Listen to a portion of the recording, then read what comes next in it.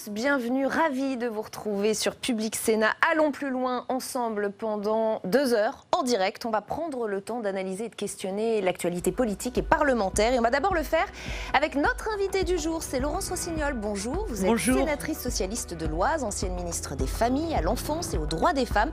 Merci d'être avec nous aujourd'hui. Vous réagirez notamment au point d'étape du Grenelle des violences faites aux femmes de Marlène Schiappa, c'était tout à l'heure. Durant ces 2 heures, nous irons aussi en salle des conférences. Quentin Calmet recueillera pour nous les réactions d'autres sénateurs et sénatrices. Et puis allons plus loin, c'est aussi le club. 3 intervenants qui ont des choses à nous dire. Avec nous aujourd'hui, Tam Tranui. Zoom avec vous, Tam, sur l'AME, l'aide médicale d'État. Oui, bonjour Rebecca, on va parler aide médicale d'État et prothèse mammaire. Jean Massier fait aussi partie du club. Aujourd'hui, notre streamer politique d'Acropolis. Jean, votre sujet aujourd'hui, c'est la réforme des retraites et son pilote. Jean-Paul Delevoye, c'est qui ce bonhomme et qu'est-ce qu'il fout là? Ben voilà, des bonnes questions. On accueille également dans le club aujourd'hui Patrick Martin-Genier. Bonjour Patrick. Alors, vous, on a plutôt l'habitude de vous entendre sur l'Europe ou sur les questions internationales, mais non. Aujourd'hui, vous avez eu envie de nous parler des municipales. Ah oui, parce que c'est quelque chose de très important pour les usagers. Et dans une autre vie, j'ai travaillé dans une grosse communauté urbaine. Et ça compte, un sujet important cette année. À tout à l'heure, dans une demi-heure, Sénat en clair. Nous reviendrons sur le premier texte qui sera débattu au Sénat à partir de mardi prochain. C'est l'économie circulaire. Vous ne savez peut-être pas exactement ce que c'est, ni les problématiques que cela pose. Eh bien, nous allons vous aider à en comprendre les enjeux et ce qui fâche les sénateurs dans le projet de loi de Brune Poirson. Hashtag ALPL sur Twitter. Si vous souhaitez réagir, évidemment, ALPL, retenez bien.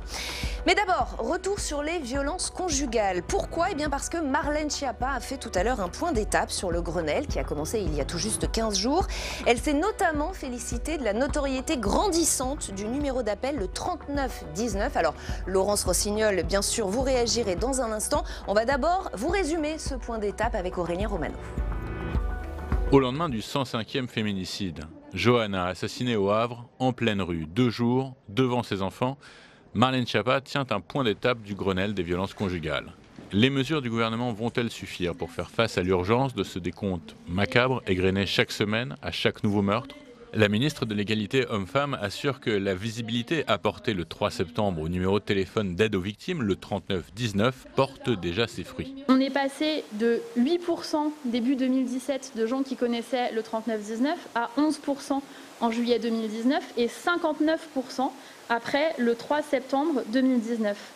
La société civile doit prendre sa part de la lutte, réclame la ministre. Elle a mis en place des groupes de travail tels que accueil au commissariat, violences économiques, monde du travail ou encore hébergement. Ces groupes vont rendre des conclusions publiques de leurs travaux le 25 octobre prochain. D'ici là, la ministre tenait à insister sur les mesures les plus emblématiques annoncées lors de l'ouverture du Grenelle. Il y a des choses qui changent, par exemple le fait que l'État maintenant va se porter garant via Visal pour que les femmes victimes de violences conjugales puissent louer un nouvel appartement, le fait qu'il y ait davantage de places d'hébergement, qu'on travaille aussi sur l'autorité parentale, c'est extrêmement fort. C'est la première fois qu'un Premier ministre dit depuis Matignon on ne peut pas être un bon père quand on frappe la mère de ses enfants. Ce n'est pas vrai. Ce point d'étape, à peine 2 semaines après le lancement des travaux, n'était pas destiné à faire de nouvelles annonces, mais à montrer que le gouvernement reste mobilisé sur un sujet qui ne cesse de faire parler. Marlène Schiappa l'assure, ce Grenelle des violences conjugales va déboucher le 25 novembre sur de nouvelles mesures. Allons plus loin donc avec notre invité du jour, Laurence Rossignol. Bonjour, bienvenue, bonjour. Sénatrice socialiste de l'Oise et je le disais, ancienne ministre des Familles, à l'enfance et aux droits des femmes. On voit Marlène Schiappa qui se félicite notamment de la notoriété grandissante de ce numéro d'appel, le 3919. Elle a l'air de faire un bilan plus positif. Est-ce que vous partagez ce bilan? Est-ce que vous dites que ça va dans le bon sens? Disons que si j'étais à sa place, et je l'ai été, le jour où on compte le 106e féminicide de l'année et où on observe en 2019 une augmentation très importante du nombre de victimes, et c'est pas simplement qu'on recense mieux les victimes, on les recensait déjà en 2018, en 2017, en 2016. C'est simplement qu'il y a plus de femmes tuées. Je serais sans doute un peu plus modeste pour me réjouir de l'augmentation du taux de popularité du 3919. Le 3919, en plus, c'est une ambiguïté qu'il faut lever. Ce n'est pas un numéro d'urgence, c'est un numéro d'écoute. Ce n'est pas la même chose. C'est-à-dire que c'est pas le 3919 qui va déclencher l'arrivée des secours. Marlène Schiappa nous dit aussi que le nombre de féminicides a moins augmenté depuis le Grenelle, depuis la mise en place de ce Grenelle. Franchement, Moi, je n'irais pas dire, par exemple, que le gouvernement actuel est en aucune façon responsable de l'augmentation des féminicides de cette année. Donc, je pense qu'il faut éviter les statistiques sur 3 semaines. Voilà, c'est ridicule. Voilà, tout statisticien sait qu'on évite de tirer des conclusions sur le fait que les 15 derniers jours, il y en a eu 2, alors que les 15 jours précédents, il y en avait eu 3. Il faut se garder de tout ça. En revanche, on va attendre les mesures. Moi, je suis pleine d'espoir sur les mesures que le gouvernement va prendre. Pas celles qu'il va annoncer. Pour les annonces, on est assez habitués. Il y en a beaucoup. Moi, je n'arrive même pas toutes les enregistrer. Vous attendez les faits. Vous attendez dans les faits, j'attends les résultats. Je sais que j'ai été voir le secrétaire d'État chargé de la sécurité au mois d'avril à propos des féminicides. J'ai demandé un rendez-vous qu'il m'avait accordé parce que c'est un ministre courtois et à l'écoute. Et je lui avais dit attention, on a un problème. C'est en avril. Je crois que le nombre de féminicides augmente. Voilà. Et il faut se comprendre pourquoi. Déjà, ma première question, c'est qu'est-ce qui se passe avec les féminicides? Pourquoi cette augmentation? Est-ce que c'est corrélé par une montée globale de la violence dans la société? J'aimerais le savoir. Est-ce que c'est dû à des situations judiciaires maltraitées? J'entends problème de formation des forces de l'ordre aussi, qui ont du mal à entendre, à écouter. La formation des forces de l'ordre, je vais vous faire un aveu. J'ai moi-même répété quand j'étais ministre qu'on avait formé 300 000, si ma mémoire est bonne, personnes aux violences faites aux femmes. Dans les commissariats, vous voulez dire? Alors, attendez, les commissariats, les hôpitaux, les magistrats, les pompiers, les gendarmes, enfin, toute personne étant susceptible d'être en situation de contact avec une personne victime de violence, on en aurait formé 300 000. J'ose plus le dire. Enfin, je n'ose plus dire ça. Il semble qu'il y a encore un problème. Marlène Schiappa va lancer 400 audits dans les commissariats et les gendarmeries pour comprendre ce qui se passe, pour comprendre pourquoi une femme lance un appel au secours. Moi, j'ai demandé aux 2 ministres, Castaner et Nicole Belloubet, Justice et Intérieur, de lancer une inspection générale conjointe pour comprendre ce qui se passe dans les commissariats, dans les parquets, chez les juges, parce que dans les commissariats et les gendarmeries et chez les juges. Là, instinctivement, vous nous diriez qu'il vient d'où le problème, d'après vous? Alors, il y a plusieurs, c'est toujours pareil, il y a plusieurs je vais essayer de faire court et pas trop instinctivement, mais ce que j'ai observé. Une partie du problème réside dans la justice familiale. C'est-à-dire que la justice familiale, celle qui juge des divorces, des séparations et des gardes d'enfants, est parfois, souvent, un facteur de violence. C'est-à-dire, je renvoie tout le monde à un film qui en dit plus que ce que je pourrais en dire, c'est Jusqu'à la garde. La première scène de ce film, Jusqu'à la garde, une femme est là, tout dans son langage corporel, exprime la peur. Et vous avez une magistrate en face qui applique son code et qui dit, bah voilà, et madame, exprimez-vous. Elle voit pas que cette femme est terrorisée et elle prononce un droit de visite et d'hébergement. De psychologie. Oui, et puis, alors c'est vrai, le Premier ministre a dit un homme violent ne peut pas être un bon père. Alors, c'est peut-être le Premier ministre qui le dit, mais en tous les cas, il y a un magistrat qui s'appelle Édouard Durand, qui l'a écrit il y a des années. Moi, je l'ai répété pendant 3 ans. J'avais la chance d'avoir famille, enfance et femmes. C'est-à-dire que je faisais la synthèse sur la racine des violences conjugales qui sont dans les violences intrafamiliales. Quand vous, malgré la peur de la mère, on écoute. En fait, le problème de la justice, c'est qu'elle ne croit pas les femmes. La parole des femmes est systématiquement soupçonnée d'être motivée par autre chose que l'intérêt de l'enfant ou la sécurité des femmes. De toute façon, on ne croit pas les femmes de manière générale. Les femmes sont des menteuses, tout le monde le sait.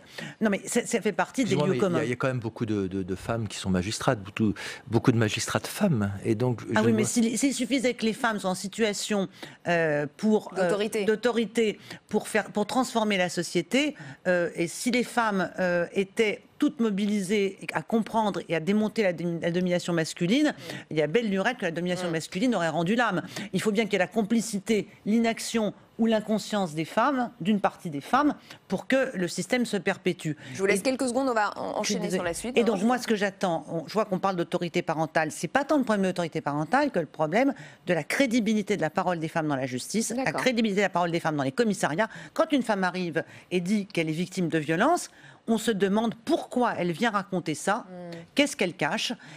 Moi, j'ai lutté contre quelque chose, un mot, le syndrome d'aliénation parentale. Ça n'existe pas, c'est une invention des pères montés sur les grues pour disqualifier la parole des femmes. Je trouve encore aujourd'hui dans des jugements qu'on m'envoie un magistrat qui va dire la mère a un syndrome d'aliénation parentale, donc elle raconte n'importe quoi pour priver l'enfant de son papa. Le message est tout passé. ça. Et donc il faudra des sanctions sur les juges et des sanctions sur les magistrats, des sanctions sur les policiers, parce qu'il n'y a qu'une façon de faire avancer une profession, c'est de sanctionner quand il y a des fautes. Et Laurence Rossignol, vous restez avec nous, vous allez réagir sur tout un tas d'autres sujets. C'est l'heure du club d'Allons plus loin.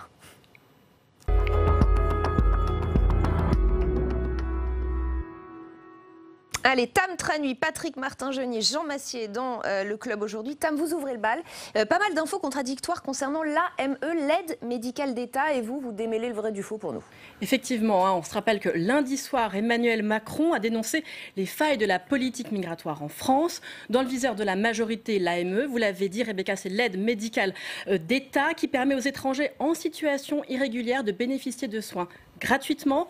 On écoute à ce propos le président du groupe de La République En Marche, Gilles Legendre, hier, et puis quelques jours plus tôt, le patron du parti, Stanislas Guerini. Il y a peut-être des abus dans des proportions qui sont peut-être modestes, peut-être plus importantes. Nous devons l'évaluer.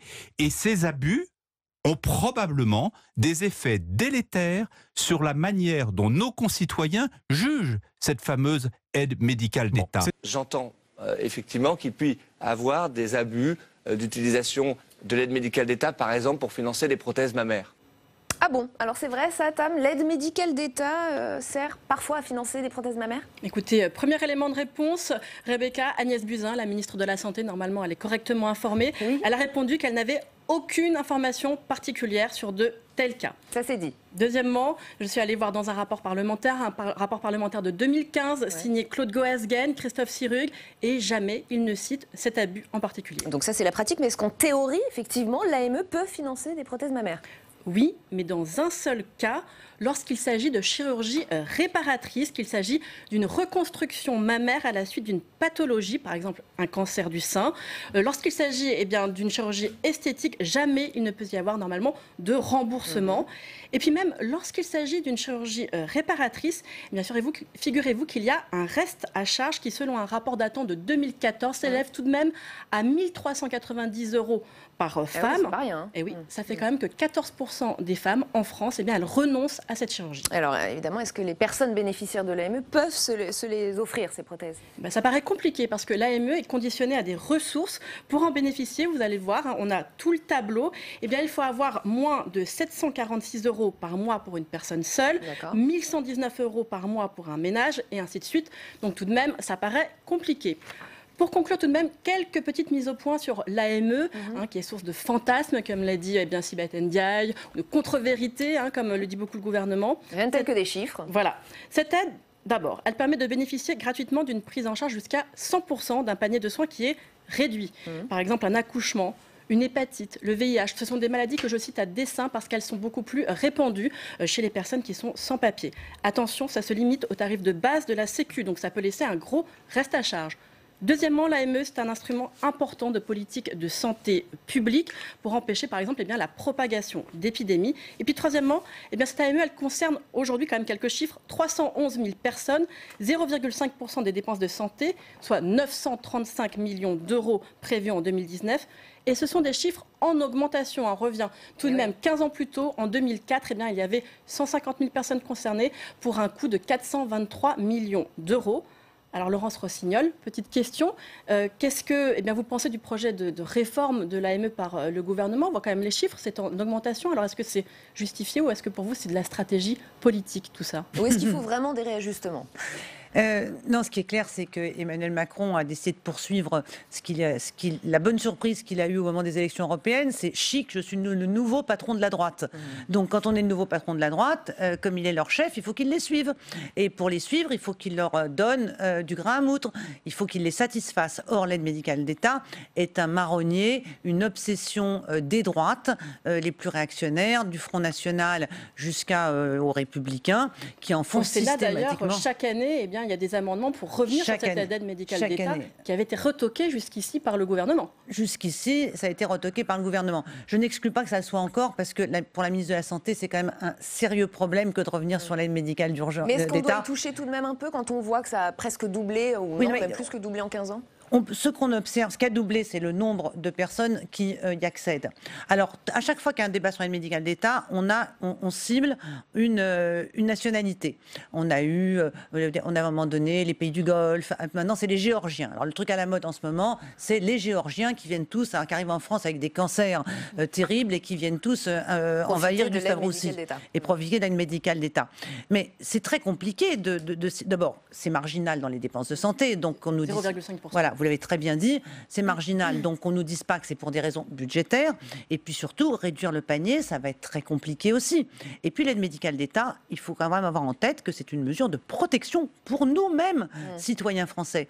Parce que les maladies qui sont des maladies transmissibles, qui sont des maladies contagieuses, si vous ne les soignez pas quand les gens sont là, à un moment donné, elles vont se propager. Et donc, on va revenir à la tuberculose, etc. Oui, c'est ce que vous disiez, c'est la première chose. La deuxième chose, c'est que vous pouvez faire toutes les réformes que vous voulez, vous n'obligerez pas les médecins à refuser des soins à quelqu'un qui arrive aux urgences. Donc les médecins soigneront les gens qui viendront, et de médical d'État ou pas de médical d'État, l'hôpital ne sera pas payé, et de toute façon, ce n'est qu'un exercice comptable, ça arrivera malgré tout en déficit du système de santé. Donc tout ça n'est que de l'agitation politique, et le signe que le président de la République essaye de pousser, d'entraîner sa majorité de plus en plus loin à droite, et de pousser le bouchon de plus en plus loin à droite. Mais de plus en plus loin à droite, la droite l'a fait avant lui. Ça les a amenés très loin. Sarkozy est allé très loin. Donc, déjà. risque de surenchère. Dans le club également, aujourd'hui, Jean Massier, qu'on accueille sur ce plateau. Jean, bonjour, notre streamer politique d'Acropolis. Alors, Jean, vous nous faites un zoom sur le monsieur retraite, Jean-Paul Delevoye. Absolument, Jean-Paul Delevoye qui vient de faire son entrée au gouvernement. Jusque-là, il était haut-commissaire aux retraites et désormais, il est haut-commissaire aux retraites. Alors, la différence entre les deux, c'est que jusque-là, il était chargé d'une consultation avec les partenaires sociaux en vue de pondre un rapport. C'est tout à fait la même chose. Et donc, il est désormais officiellement membre de l'exécutif. Le moins qu'on puisse dire, c'est que sa rentrée a été accueillie assez fraîchement, puisque 12 jours seulement après son arrivée au gouvernement, c'est le premier jour de mobilisation. C'était dimanche dernier, avec en tête de pont les professions libérales, en tout cas leurs organisations syndicales qui manifestaient, puisque selon elles, la réforme portée par Jean-Paul Delevoye fait peser un risque sur leurs cotisations. Bref, ça commence, c'est le premier round qui s'installe. Mais qui c'est Jean-Paul Delevoye? D'où il vient et qu'est-ce qu'on peut dire de lui? Vous avez raison, il y a peut-être plein de gens qui ne le savent pas. Mais Jean-Paul Delevoye, en plus, c'est bizarre parce que c'est une petite musique, ça nous dit quelque chose, Jean-Paul Delevoye, on sait à peu près qui c'est. En fait, Jean-Paul Delevoye, on pourrait présenter comme un homme politique de droite classique. RPR, UMP, les Républicains en ligne droite, maire en 82, député en 86, sénateur en 92, ministre en 2002.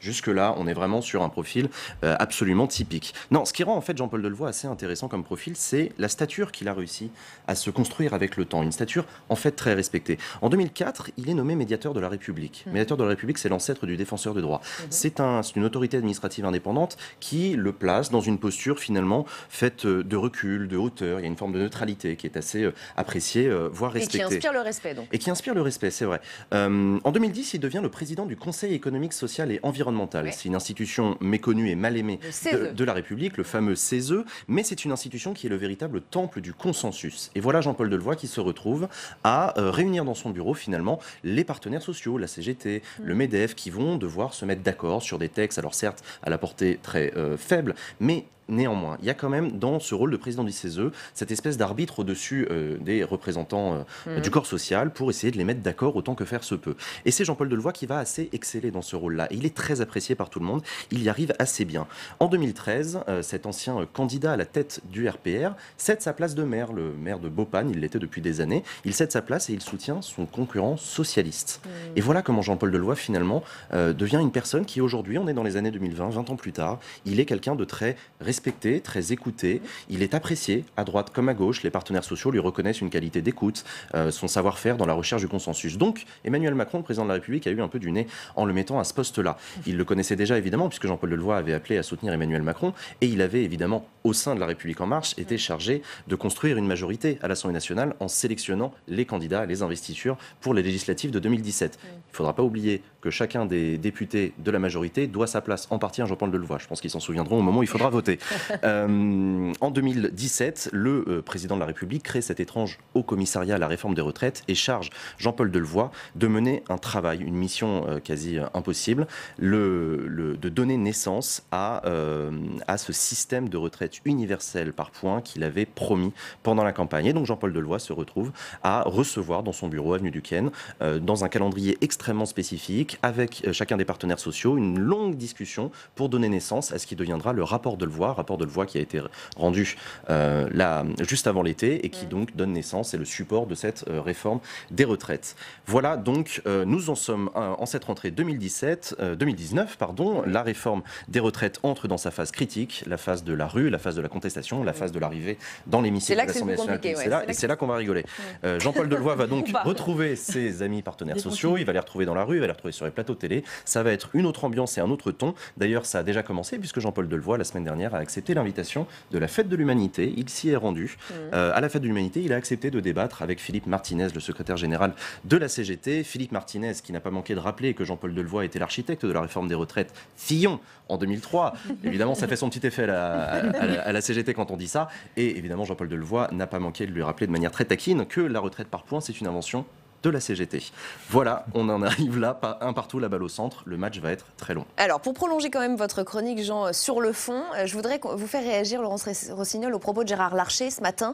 Le président du Sénat était chez nos confrères de France Inter et cette réforme des retraites, il la voit d'un très mauvais œil, notamment concernant les régimes autonomes. Écoutez, les mots qu'il utilise, on en parle juste après. Nous voyons que les sujets s'accumulent, qu'ils ont parfois oublié, notamment de traiter les régimes autonomes, en donnant le sentiment parfois que c'est plutôt un braquage des régimes autonomes. Et donc c'est bien. Je ne suis pas certain que l'horizon 2020 ne soit pas repoussé. C'est un peu comme les marins, je ne sais pas quand est-ce qu'on arrivera au port. J'ai l'impression que l'horizon recule au fur et à mesure.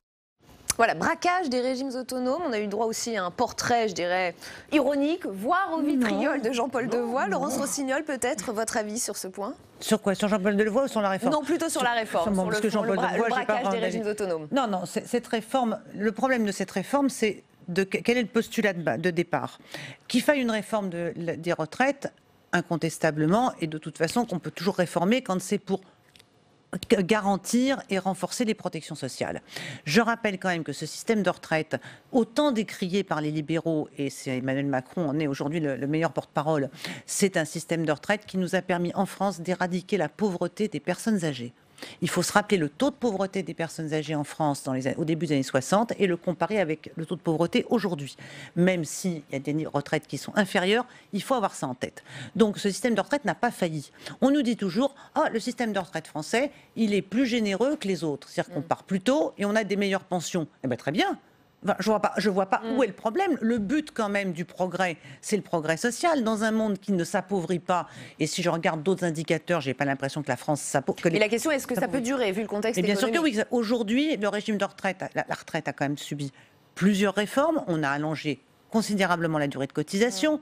L'âge moyen de départ à la retraite n'est pas 60 ans comme on veut faire croire, mais il est quand même plus élevé chez les salariés du régime général. On a quelques régimes autonomes spéciaux avec des conditions particulières, mais qui sont le fruit aussi de l'histoire sociale. Ouais. Un pays a une histoire sociale. Notre régime de retraite, il en est le produit de cette histoire sociale. Ce que je reproche à cette réforme, c'est qu'elle se situe dans une vision du monde qui est celle des libéraux, dans lequel les inégalités sociales n'existent pas. Il n'y aurait que les privilèges que les salariés se prennent les uns aux autres. Or, où sont les questions de pénibilité? La première des injustices, c'est pas qu'il y en ait qui partent à la retraite avant les autres, c'est qu'il y en ait qui passent plus de temps à la retraite que les autres, parce que leurs conditions de vie, leurs conditions de travail, la pénibilité fait d'eux des gens en bonne santé beaucoup plus longtemps.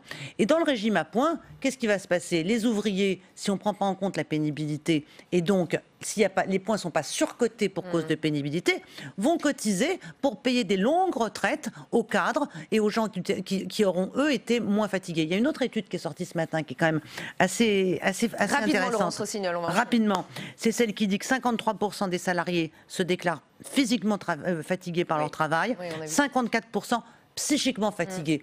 Donc la première des choses que doit prendre en compte une réforme des retraites aujourd'hui, la justice dans la durée de retraite, parce que c'est injuste, parce que le travail est injuste entre les uns et les autres. Et le club continue avec vous, Patrick Martin-Genier. C'est à votre tour. Vous ne nous parlez pas d'Europe, pas de Brexit aujourd'hui. Non.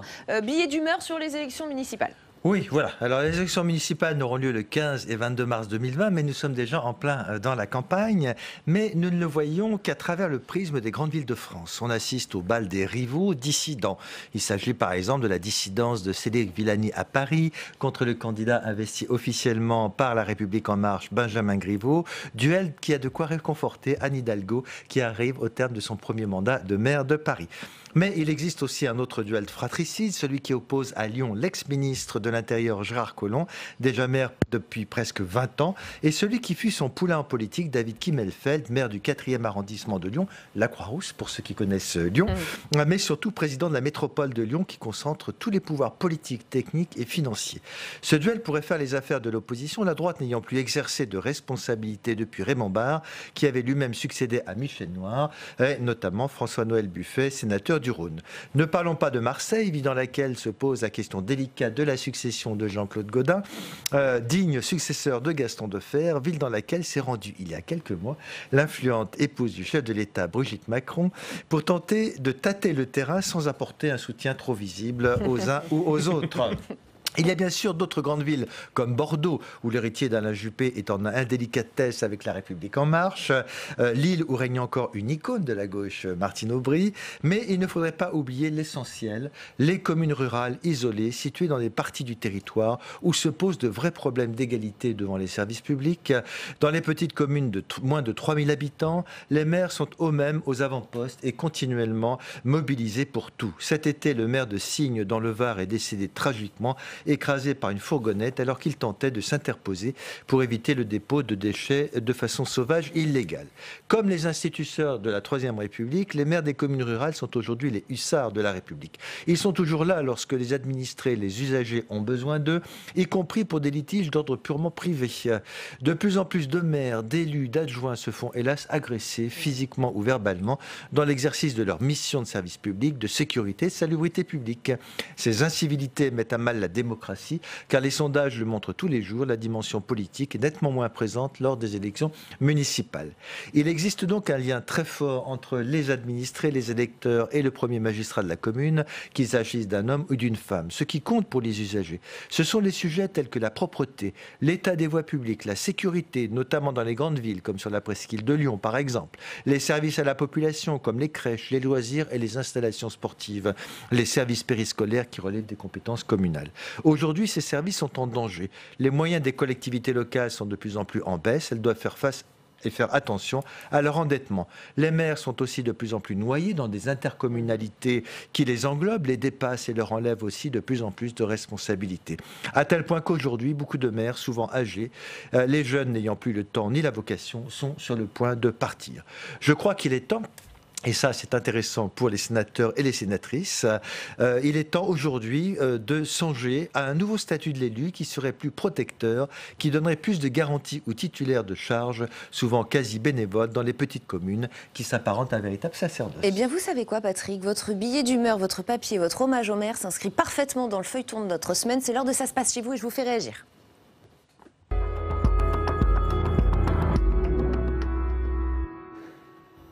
Et on poursuit effectivement notre feuilleton autour des problématiques rencontrées par nos maires, comme vous venez de le dire par Patrick Martin-Genier. Gros plan aujourd'hui sur les conséquences de la création des grandes métropoles. Elles ont parfois noyé les petites communes et leurs habitants. Elles ont parfois aussi court-circuité le travail et l'autorité des élus. Quentin Calmet et Jonathan Dupriez ont rencontré un maire du Puy-de-Dôme qui s'est confié sur ces sujets. Regardez.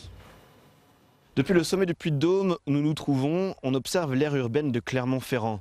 Depuis 2 ans, ce sont au total 21 communes qui constituent ensemble une nouvelle métropole, avec, selon les élus, de bons et de mauvais côtés. Parmi les critiques qui reviennent le plus, il y a cette perte de proximité avec les habitants, notamment dans les petites communes.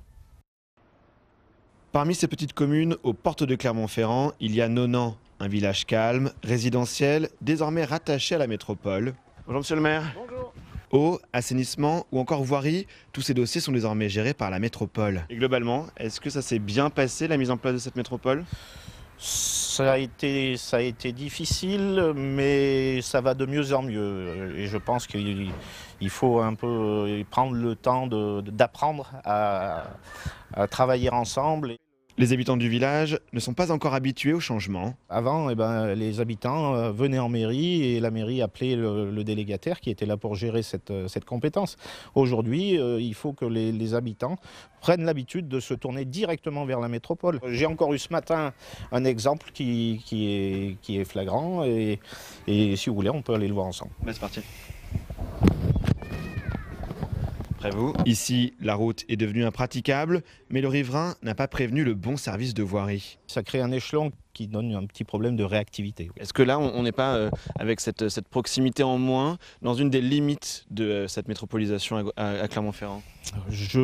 Aujourd'hui, oui, parce que comme je le disais tout à l'heure, on n'en est encore qu'à la création de la métropole. 2 ans pour la vie d'une métropole, je pense que c'est une jeune métropole. À Clermont-Ferrand, c'est lui qui préside le conseil métropolitain depuis 2 ans. Bonjour. Bonjour. Enchanté. Vous allez bien ? Bien et vous ? Olivier Bianchi est un fervent défenseur de l'intercommunalité et de la métropole, un échelon qu'il juge pertinent. Un des intérêts de la métropole, tout le monde profite de tout le monde en fait, au sens positif du terme. La métropole, elle a des frais de centralité qu'elle peut partager, elle a une densité de logements sociaux qu'elle peut rééquilibrer, et en même temps, le périurbain, le rurbain ou le rural, dont on a pu voir qu'il y avait des territoires qui se sentaient lésés, elle peut retrouver grâce à l'objet métropolitain de l'aménagement solidaire du territoire. Donc c'est un gagnant-gagnant. Le maire reconnaît que certains aspects pourraient être améliorés. Moi, je crois que d'abord, il est un peu tôt pour faire un vrai bilan, si on est honnête.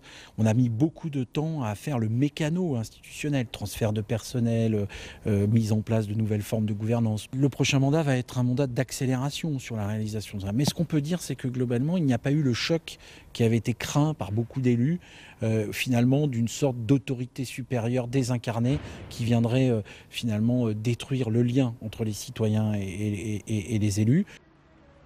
La métropole est vecteur de développement pour les uns. Elle est synonyme d'éloignement des services publics pour les autres. Cette nouvelle strate du millefeuille territorial cherche encore ses marques.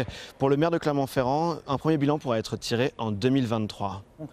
Laurence Rossignol, voilà, vous commencez déjà à commenter le reportage. Vous vouliez dire quelque chose sur ça ? Non, rien du tout. Non, ce que je voulais dire, moi je ne connais pas bien les métropoles parce que je suis élue de l'Oise, dans un département où il n'y a pas de métropole. Nous avons des intercommunalités. Et je pense qu'il y a deux plateaux de la balance. Le premier plateau, c'est quand même de constater que les maires sont confrontés à des exigences techniques dans leurs compétences de plus en plus grandes, de plus en plus complexes. La gestion des ordures ménagères, c'est pas la même chose qu'à 50 ans. Il y a 50 ans, on avait des décharges sauvages partout. La gestion des ordures ménagères aujourd'hui, elle obéit à des règles environnementales extrêmement strictes que les communes ne sont pas en mesure de prendre elles-mêmes. Donc il faut un syndicat des ordures ménagères et il y a l'intercommunalité là. L'accès aux loisirs, les gens veulent les citoyens veulent accéder à des loisirs, c'est un élément d'attractivité. Quand les gens viennent dans une commune, ils demandent est-ce qu'il y a une école de musique, une crèche, une école de danse, etc. Un club de foot. De plus en plus, ces infrastructures et ce tissu associatif, il est au niveau de l'intercommunalité. Quand vous avez 2 communes qui ont chacun leur club de foot à 3 km l'une de l'autre, quand elles ont fini de jouer l'une contre l'autre, c'est pas très productif. Donc on a beaucoup intérêt. Et le deuxième élément que les maires disent, c'est que dans l'intercommunalité, ils ont pris des responsabilités. Souvent, ils sont vice-présidents de l'intercommunalité et ils accèdent à des champs de travail, de responsabilité bien plus intéressants, bien plus stimulants, avec des connaissances nouvelles et des services nouveaux. Et puis aussi un appui technique, parce qu'un plan local d'urbanisme, aujourd'hui, avec les exigences que j'évoquais il y a un instant pour les ordures, c'est aussi extrêmement lourd. Or, les petites communes n'ont pas les moyens en personnel d'accompagner ces exigences. Donc, il a fallu aussi transférer à l'intercommunalité ces moyens-là. Alors après, est-ce que l'intercommunalité... Globalement, vous diriez que c'était une bonne idée, cette loi NOTRe sur les intercommunalités, parce que beaucoup s'en plaignent. Hein. Oui, beaucoup s'en plaignent, puis en même temps, vous leur proposez qu'on arrête, et vous allez voir, essayez de proposer l'abrogation totale de la loi NOTRe, même s'il y a des bugs dans la loi NOTRe, incontestablement. Mais globalement, les maires, ils trouvent aussi un intérêt, c'est une période de bascule. Et quant à l'éloignement des habitants, je pense que c'est pas exactement ça le sujet. Il y a des problèmes de désertification dans les communes. Votre reporter parlait des services publics. Il n'y a pas que les services publics qui disparaissent, c'est les services commerciaux, les services privés. Quand vous n'avez plus une boulangerie, plus un café, les communes sont obligées de prendre en charge des services privés, la boulangerie par exemple, et de les ouvrir eux-mêmes. Et on dit la disparition des services publics, mais moi ce qui me frappe, c'est la disparition des services humains, commerciaux, marchands, qui font l'âme d'un village. Et ça, c'est des nouvelles compétences quasiment qu'il faut donner, que les communes sont obligées de prendre, parce que s'il n'y a rien dans la commune, les gens se détachent aussi de la commune. Et on va s'arrêter là. Merci infiniment, Laurence Rossignol, d'avoir été notre invitée dans Allons plus loin et d'avoir répondu et commenté les chroniques du club d'Allons plus loin. Allons plus loin qui continue, c'est l'heure de Sénat en clair.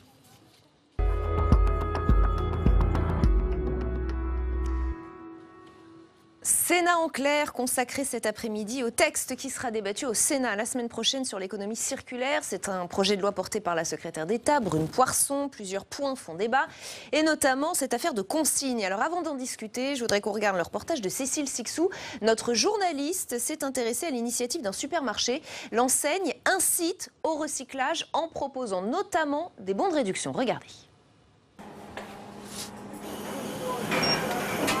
Ce geste simple pour la planète, depuis quelques mois, les clients de ce supermarché de Seine-Saint-Denis l'ont adopté.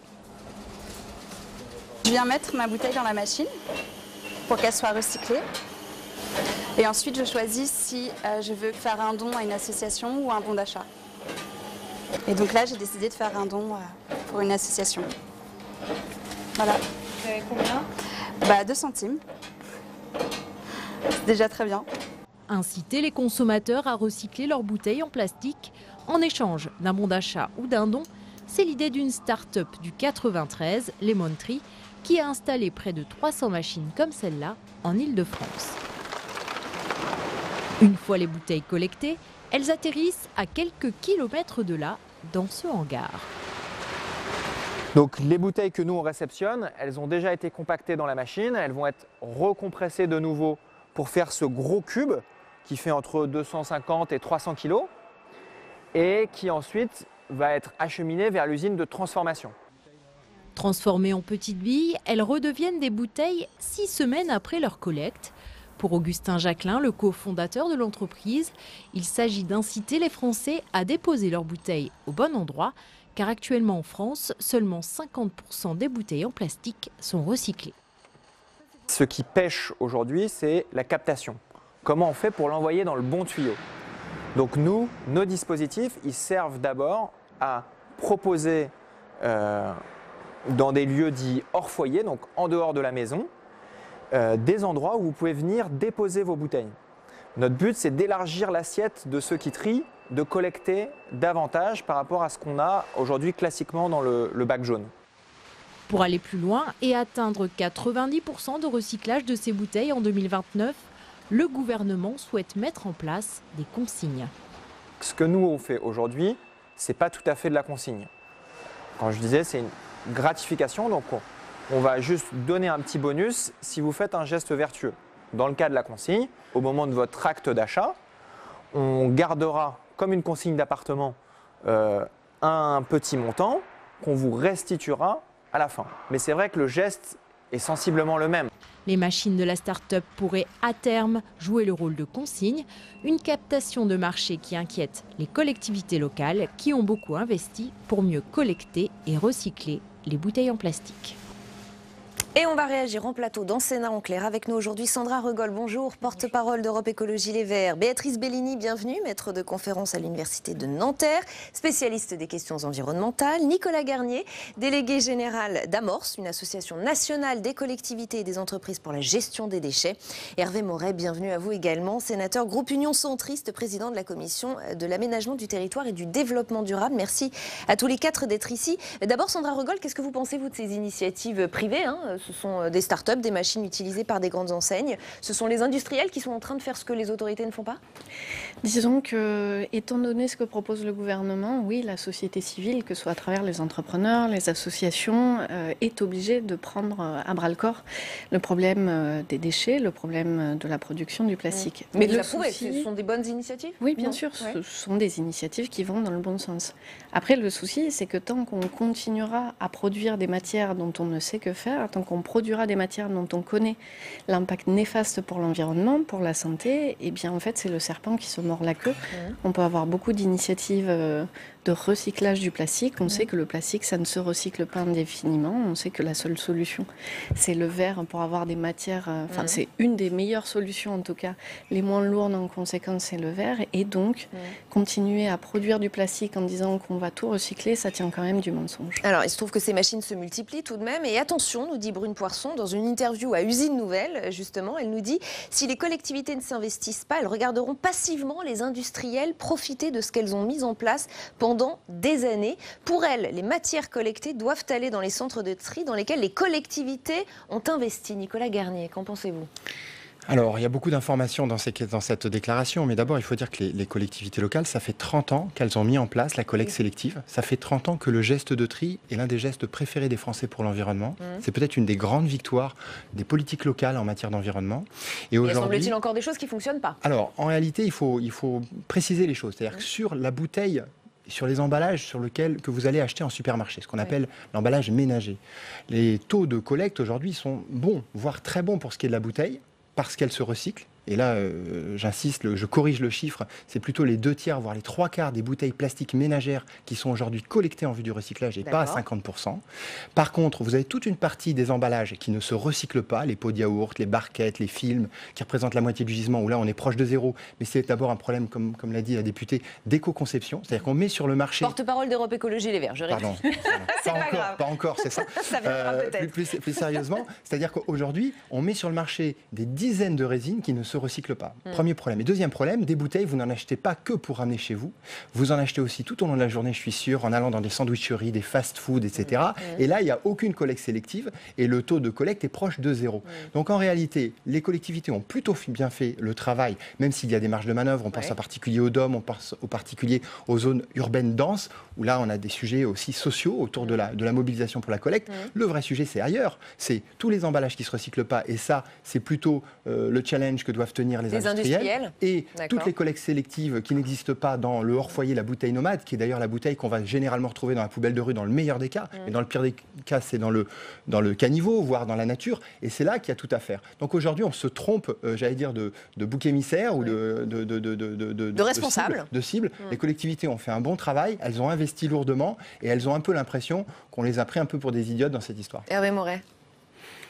Écoutez, nous, ce qui nous a semblé de manière très consensuelle et quasiment unanime au sein de la commission du développement durable du Sénat, c'est que cette consigne que l'on veut instaurer, que le gouvernement veut instaurer, c'est une fausse bonne idée. Parce que la vérité, c'est que c'est une régression écologique. C'est d'ailleurs pour ça que c'est soutenu par beaucoup d'utilisateurs de bouteilles en plastique, parce qu'avec cette consigne, quelque part, on légitime l'usage du plastique. On donne bonne conscience à ceux qui utilisent des bouteilles en plastique. On part du principe qu'il existe. Non, mais attendez, je crois que ça a été très clairement dit par Nicolas Garnier. Aujourd'hui, il y a des gestes qui font qu'on sait faire le tri chez soi, on sait recycler les bouteilles en plastique. Là où il y a un problème, et c'est partie des propositions que l'on a formulées, c'est comme le disait M. Garnier, c'est tout ce qui est hors foyer. Et donc, on a des propositions très claires, j'aurai peut-être l'occasion d'en parler tout à l'heure, pour qu'il y ait des dispositifs qui soient mis en place pour recycler et pour ramasser le plastique hors foyer, pas seulement les bouteilles, mais aussi les pots de yaourt, les films plastiques, etc., etc. Ce que je voulais vous dire, c'est que ce qu'on reproche à ce projet de loi, c'est de ne pas s'intéresser à la production de plastique, de ne pas essayer de limiter la production et le recours au plastique. Finalement. Et quelque part, comme je le disais, avec cette consigne, on légitime le recours à la bouteille plastique, qui nous paraît, nous, une mauvaise chose et que l'on veut combattre. Au nom de cette directive européenne, qui prévoit qu'en 2029, il faudra recycler 90% des plastiques. public. Mais on peut très bien y arriver, sans mettre en place cette consigne, qui va en plus avoir un coût pour le consommateur, parce qu'on sait très bien qu'il n'y a pas 100% des bouteilles qui sont rapportées, et donc on considère qu'il y aura à peu près 200 millions qui resteront encore à la charge des consommateurs, auxquels on impose en plus des contraintes supplémentaires, stocker les bouteilles, les rapporter, ça coûtera 200 millions aux consommateurs, ça coûtera aussi aux collectivités locales, à peu près la même somme, puisque c'est autant de matières qui sont susceptibles de générer de la richesse qui ne seront pas amenées dans les centres, et ça se répercutera aussi sur les autres industries qui devront payer davantage pour le recyclage. Alors, on l'a compris. Donc c'est vraiment du perdant-perdant. La consigne fait débat, les collectivités sont furieuses, et vous aussi, Hervé Moret, vous êtes en colère contre le texte de Brune Poirson. Je suis déçu parce qu'il n'est pas à la hauteur des enjeux écologiques. Et vous avez fait part de vos doutes ce matin en conférence de presse. Vous étiez aux côtés de la co-rapporteure du texte, Marta de Cidrac. Et on va l'écouter justement, votre collègue, et je terminerai ce tour de table avec Béatrice Bellini juste après. On a bien vu qu'avec le dispositif de la consigne, en réalité, si on prend l'exemple de l'Allemagne, nous avons en réalité une surconsommation de plastique, puisque 60% de consommation en plus en Allemagne autour du plastique depuis que la consigne a été mise en place. Ça nous interroge profondément. Donc une fois que l'on connaît et que l'on voit un petit peu les chiffres dans leur ensemble, on se rend compte que la consigne pour réemploi, pourquoi pas, c'est le sens de l'une de nos propositions dans le texte, mais surtout, que faisons-nous de tous les emballages plastiques que nous avons, y compris donc la bouteille plastique PET. C'est la raison pour laquelle l'une de nos propositions phares de ce texte, c'est combattons le suremballage et proposons très simplement d'être plus performants dans la collecte du hors-foyer. Marta de Cidrac, interrogée par Jérôme Rabier. Béatrice Bellini, à la lueur des 4 points de vue qu'on vient d'entendre, qu'est-ce que vous nous dites? Bonne ou mauvaise idée cette consigne? Ou contre-productive même? Je pense qu'il faut retenir qu'il y a vraiment un impératif de prévention, justement de l'arrivée des déchets, puisque effectivement on développe des structures pour traiter ces déchets, et il faut aussi avoir en tête que ça nécessite de l'énergie, de l'eau, du transport, voilà. Donc c'est vraiment pas très écolo, quoi.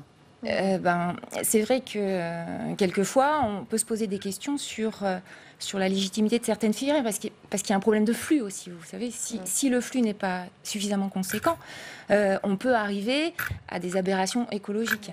Et d'ailleurs, je trouve que c'est aussi intéressant de se poser la question sur à qui appartient ce flux. Et pour avoir travaillé beaucoup dans le domaine de l'éco-conception, on se rend compte qu'aujourd'hui on parle beaucoup de transition dans les consommations, dans les modes d'usage, et puis peut-être qu'on n'est pas assez innovant dans justement la réinvention de nos usages, ou dans tous les cas de nos attentes en matière d'usage. Alors moi j'entends bien votre message à tous ce soir, c'est que finalement c'est à la source qu'il faudrait prendre le problème. Mais alors qui force Coca-Cola à faire des canettes d'une autre matière qui sera plus favorable à l'environnement? Qui force les grands industriels, Sandra Regol? Comment on fait? Puisque c'est à la source le problème alors. Il y a un truc qui s'appelle la loi quand même, qui permet de dire ceci est autorisé, ceci ne l'est pas. Et bizarrement ça a l'air compliqué quand même. En fait, on a un gouvernement qui a les moyens d'agir, puisqu'il arrive à agir très vite sur les sujets sur lesquels il décide, et puis prendre son temps sur d'autres sujets qui lui semblent moins importants. Et il se trouve qu'il a aussi une Assemblée nationale dont il a l'immense majorité. Donc il y a un problème de volonté politique. Et oui, il y a encore une fois un problème de volonté politique. On est là face à une loi qui, comme vous le disiez tout à l'heure, est une vraie fausse bonne solution, c'est-à-dire qu'elle dédouane le gouvernement d'autres actions, tout en faisant peser le poids, la charge financière et aussi quelque part la culpabilité sur les consommateurs et les consommatrices. Mais le rôle du politique, c'est de prendre soin de la cité des personnes, c'est-à-dire prendre soin de leur santé, prendre soin de leur niveau de vie, prendre soin de leur vie en général. En tenant compte de tous les paramètres. Eh bien, on n'en est pas là aujourd'hui. Et par ailleurs, je pense qu'on a tous, toutes ici autour de cette table connu la consigne du verre quand on les retournait. Moi, j'ai vécu longtemps, une dizaine d'années sur la frontière allemande à Strasbourg. Eh bien, il était tout à fait normal de prendre le bus pour aller ramener ses bouteilles quand on avait fait ses courses en Allemagne. En fait, c'est quelque chose qui n'est ni coûteux, pour retrouver l'argent, ni complexe. Mais c'est la consigne pour réemploi et pas pour recyclage. Oui, là-dessus, il y a une là-dessus sur laquelle surfe le gouvernement. Ça n'utilise pas de ressources inutiles et le réemploi est justement... C'est pas la même chose, il faut le dire. Et le gouvernement... Dans l'image des gens, il y a une confusion. Tout à fait. On réutilise. Je vais y aller. Non, mais c'est pas qu'on réutilise la matière, c'est qu'on réutilise l'objet. C'est-à-dire que dans les consignes dont parlait Madame, on va prendre la bouteille, on va la laver après usage et on va la remettre sur le marché en la remplissant. Donc il n'y a pas de déchet. Et on sait tous, le déchet qui n'existe pas, c'est le déchet qui coûte rien et pour la planète et pour le consommateur. C'est le meilleur des déchets, celui qui n'est pas là. Et tout de même, sur la volonté politique, peut-être Hervé Moret, on entend certains observateurs nous dire que c'est le texte des lobbies finalement qui fait plaisir aux lobbies. Écoutez, je n'irai pas jusqu'à dire que c'est le texte des lobbies, mais en tout cas, cette mesure-là, elle est très clairement soutenue par les lobbies. Je disais ce matin en conférence de presse, et je peux le redire, que j'ai reçu des kilomètres de mails de Coca-Cola pour expliquer que c'était absolument formidable. C'est un fait, voilà. Donc pour vous, c'est un signe inquiétant quand Coca-Cola se réjouit, de mon point de vue, c'est pas rassurant, surtout que dans le même temps, la semaine dernière, dans la commission, Mme Poirson disait à juste titre qu'il fallait lutter contre les lobbies. Donc il y a un petit peu d'ambiguïté dans tout ça. Alors, je ne veux pas être dans la caricature. Il n'y a pas que ça dans ce texte. Il y a des mesures positives, telles que la mise en place de nouvelles filières de responsabilité élargie du producteur. Il y a un certain nombre de mesures positives.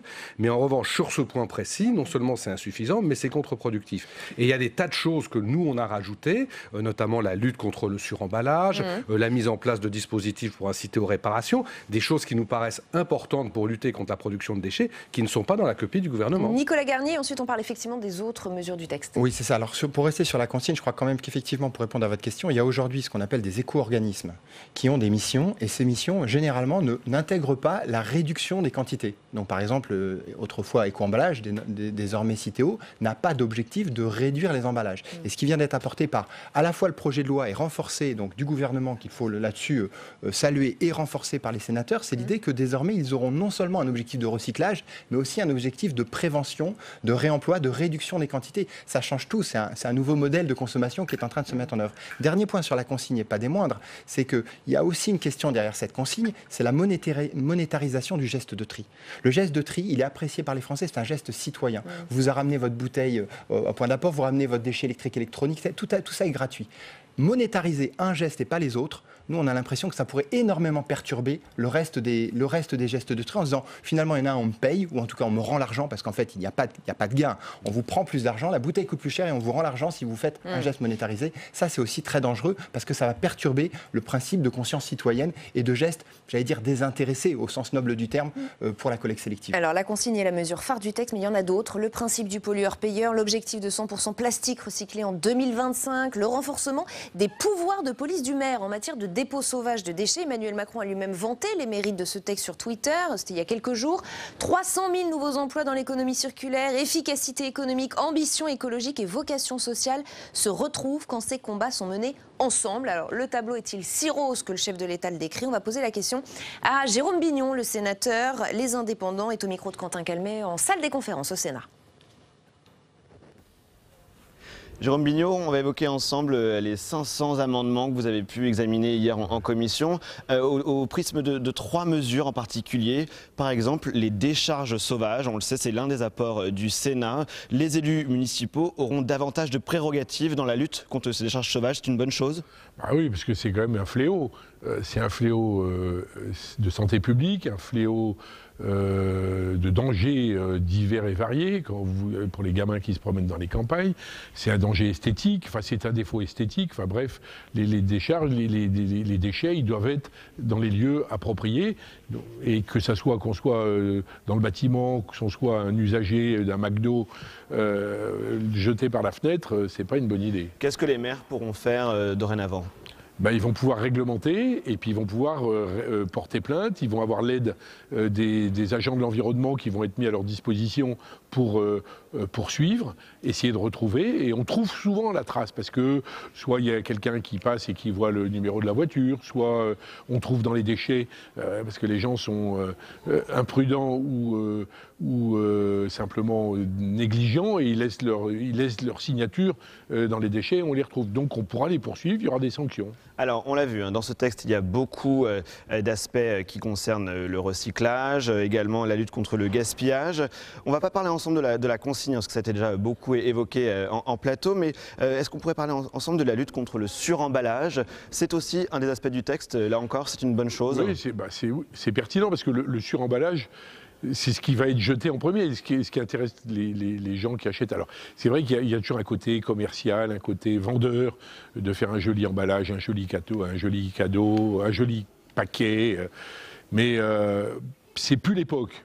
On est dans une époque où aujourd'hui, on a la conscience que les ressources de la Terre sont finies, que donc avec l'énergie, produire des paquets, avec des matériaux, produire des emballages, il va falloir les recycler derrière. Il faut peut-être avoir un concept plus simple, plus nouveau, plus moderne. Un dernier mot rapide sur la lutte contre la pollution en zone humide ou en zone aquatique. C'est un sujet qui vous tient à cœur. Là encore, il y a des mesures dans le texte. Oui, et c'est plutôt là aussi une bonne nouvelle, parce que tout ce qu'on jette dans l'eau, alors que ce soit des produits matériaux ou que ce soit des polluants, c'est une véritable catastrophe. Ça atteint la faune, ça atteint la flore. Et puis, dernier point qu'on oublie toujours, c'est que ça atteint la faune, ça atteint la flore, mais ça s'infiltre dans la couche et ça va dans la nappe qui est en dessous, et donc ça va polluer pendant un temps infini, des générations parfois, des nappes phréatiques qui doivent nourrir les rivières et qui participent au cycle de l'eau. Donc, une très bonne mesure. Merci beaucoup, Jérôme Bignon. On l'a vu, il y a de multiples mesures dans ce texte. Voilà, donc c'est un texte riche, on l'a bien compris, Béatrice Bellini. Il y a effectivement tout un tas d'autres mesures qu'on n'avait pas encore évoquées jusqu'ici. Principe du pollueur-payeur, renforcement des pouvoirs du maire. Qu'est-ce que vous en pensez ? Moi, je crois qu'on ne doit pas oublier la fonctionnalité quand on parle d'emballage, quand on parle de déchets, on ne doit pas oublier la fonctionnalité de l'emballage. On en a parlé tout à l'heure par rapport à l'aspect marketing. C'est vrai que quand vous êtes dans un magasin, vous êtes automatiquement attiré par un plus grand emballage qu'un petit, donc coloré. En fait, voilà. Donc bon, après il y a la fonctionnalité, la sécurité, le transport, et quelquefois c'est vrai. On a peut-être chacun d'entre nous connu quand on prenait une bouteille et que finalement elle est un peu trop trop molle, ou un emballage on prend et puis les produits tombent, donc on remet. Voilà, ne pas oublier la fonctionnalité, ça c'est important. Et puis aussi par rapport au fait de la matière, si le fabricant garde la propriété de la matière, je pense qu'effectivement, on arrivera à les associer, parce qu'on parlait des décharges sauvages, etc. Donc, c'est important aussi, parce que la matière a une valeur. Et s'il conçoit ses produits et qu'il reste propriétaire de la matière, c'est un nouveau modèle qu'on développe, l'économie fonctionnalité. Ça pourra... Voilà. Oui, je crois que d'abord, il faut dire que dans ce projet de loi initial, il y avait des très bonnes choses. Aujourd'hui, c'est un peu caché par cette fausse bonne idée de la consigne, mais je dois dire que le projet de loi initial avait de bonnes mesures, en particulier une meilleure information du consommateur. Je vous mets au défi de savoir ce qui est recyclable sur cette table et ce qui l'est pas, parce qu'on n'a pas d'information. Premier élément. Deuxième élément, il y a vraiment des choses très intéressantes sur l'obligation d'éco-conception. Ça, c'est très intéressant. Troisième élément, il y a des nouvelles filières de recyclage qui vont être créées par ce projet de loi, et le Sénat en a rajouté une qui nous était particulièrement, pour lesquelles nous étions particulièrement attentifs. C'est les textiles sanitaires. Par exemple, vous savez qu'un Français produit 50 kilos de textiles sanitaires, couches, mouchoirs jetables, etc. Et il n'y a rien qui a été fait. Là, il y a une création, mais aussi les jouets. Les jouets vont être recyclables bientôt, le matériel de sport, le matériel de bricolage. Donc il y a vraiment des choses très intéressantes dans cette loi co-construite. Et puis, il y a quand même un point qui reste d'interrogation, c'est le gaspillage alimentaire et les dates de consommation. Là aussi, je vous invite à consommer les produits après les dates. Et sur le déchet du bâtiment, je crains malheureusement qu'on n'ait pas fait totalement résolu le problème et qu'il restera quelques décharges. Tout dernier mot rapide, Sandra Regol, Hervé Moret, rapidement. Non, mais on voit quand même que l'impact des politiques locales, des élus locaux, permet de mettre le gouvernement face à ses responsabilités. Là, c'est le Sénat, mais on a quand même eu beaucoup de mobilisation à travers les territoires. Et puis le réemploi reste quand même, malgré toutes ces avancées, le parent pauvre, alors que c'est le secteur le plus créateur d'emplois, le moins polluant, et qui permet d'avancer sur une nouvelle économie. Hervé Moret, pardonnez-moi 5 secondes. 5 secondes pour dire qu'on a amélioré les choses en commission, et je pense qu'on continuera à les améliorer la semaine prochaine dans l'hémicycle, parce que le sujet est important et qu'on a sur ce thème une ambition plus élevée que le gouvernement. Eh bien, merci à tous les quatre d'avoir été concis. La suite d'Allons plus loin, c'est le match des idées. Avant cela, l'interview politique de Bonjour chez vous, Oriane Mancini recevait ce matin le maire socialiste du Mans, Stéphane Le Foll. Il tire à boulet rouge sur Emmanuel Macron. Oui, je suis très surpris que ça soit sur la question de l'immigration que Emmanuel Macron s'aperçoive qu'il y a une différence entre les bourgeois et les classes populaires, parce que pour l'ISF, il n'y avait pas de problème. Bon, attention sur ces débats. J'ai regardé juste en arrivant le débat qu'il y avait hier avec les avocats. Attention sur ce débat. On a des obligations, on a un devoir d'accueil et d'asile, et on a un devoir de maîtrise de l'immigration. C'est la vérité. Et tous ceux qui diraient autre chose mentiraient aux Français. Mais à chaque fois qu'on veut jouer sur cette question, et on le voit avec Emmanuel Macron, pour installer un seul débat, c'est Emmanuel Macron, Marine Le Pen. Donc pour vous, il joue sur cette question écoutez, ça me paraît assez évident que cette rentrée politique d'un seul coup sur la question d'immigration soit posée en ces termes. C'est pas le problème de la maîtrise, moi, qui me questionne. Parce que si on ne maîtrise pas les flux migratoires, de toute façon, on n'arrive pas à gérer, dans un pays comme le nôtre, eh bien, ceux qu'on doit accueillir, intégrer et faire en sorte qu'ils participent ensuite au développement, à leur propre développement, à leur installation et au développement du pays. Donc ça ne me pose pas de problème. Mais ce qui me pose un problème, c'est d'en faire un objet politique de rentrée, avec des objectifs où on remet en cause le débat qu'il y avait eu avec la loi Collomb. Ça fait à peine un an. Donc on se demande à chaque fois, en politique, comment être cohérent. Parce qu'au bout du compte, il n'y a que la cohérence dans la durée qui fait que des politiques ont des conséquences positives pour le pays. Et sur ce sujet, Emmanuel Macron manque de cohérence ? Écoutez, il y a la loi Collomb, c'était il y a 1 an et demi, c'est ça. Alors on change tout aujourd'hui ? Et on s'aperçoit que ce qu'on a décidé il y a 1 an et demi, c'était pas tout à fait ça. Je me rappelle d'ailleurs aussi qu'Emmanuel Macron, quand Angela Merkel avait accueilli beaucoup de migrants après la guerre en Syrie, avait été plutôt du côté de Angela Merkel. Qu'est-ce qui s'est passé depuis ? Donc faire très attention à ces sujets politiques. Et je le rappelle, la cohérence, c'est la clé de la réussite. L'incohérence, c'est jouer dans le débat politique, mais ça fait perdre à la fois le sens de l'action qui est conduite, et puis pour les Français, le sens aussi qu'on donne à l'action.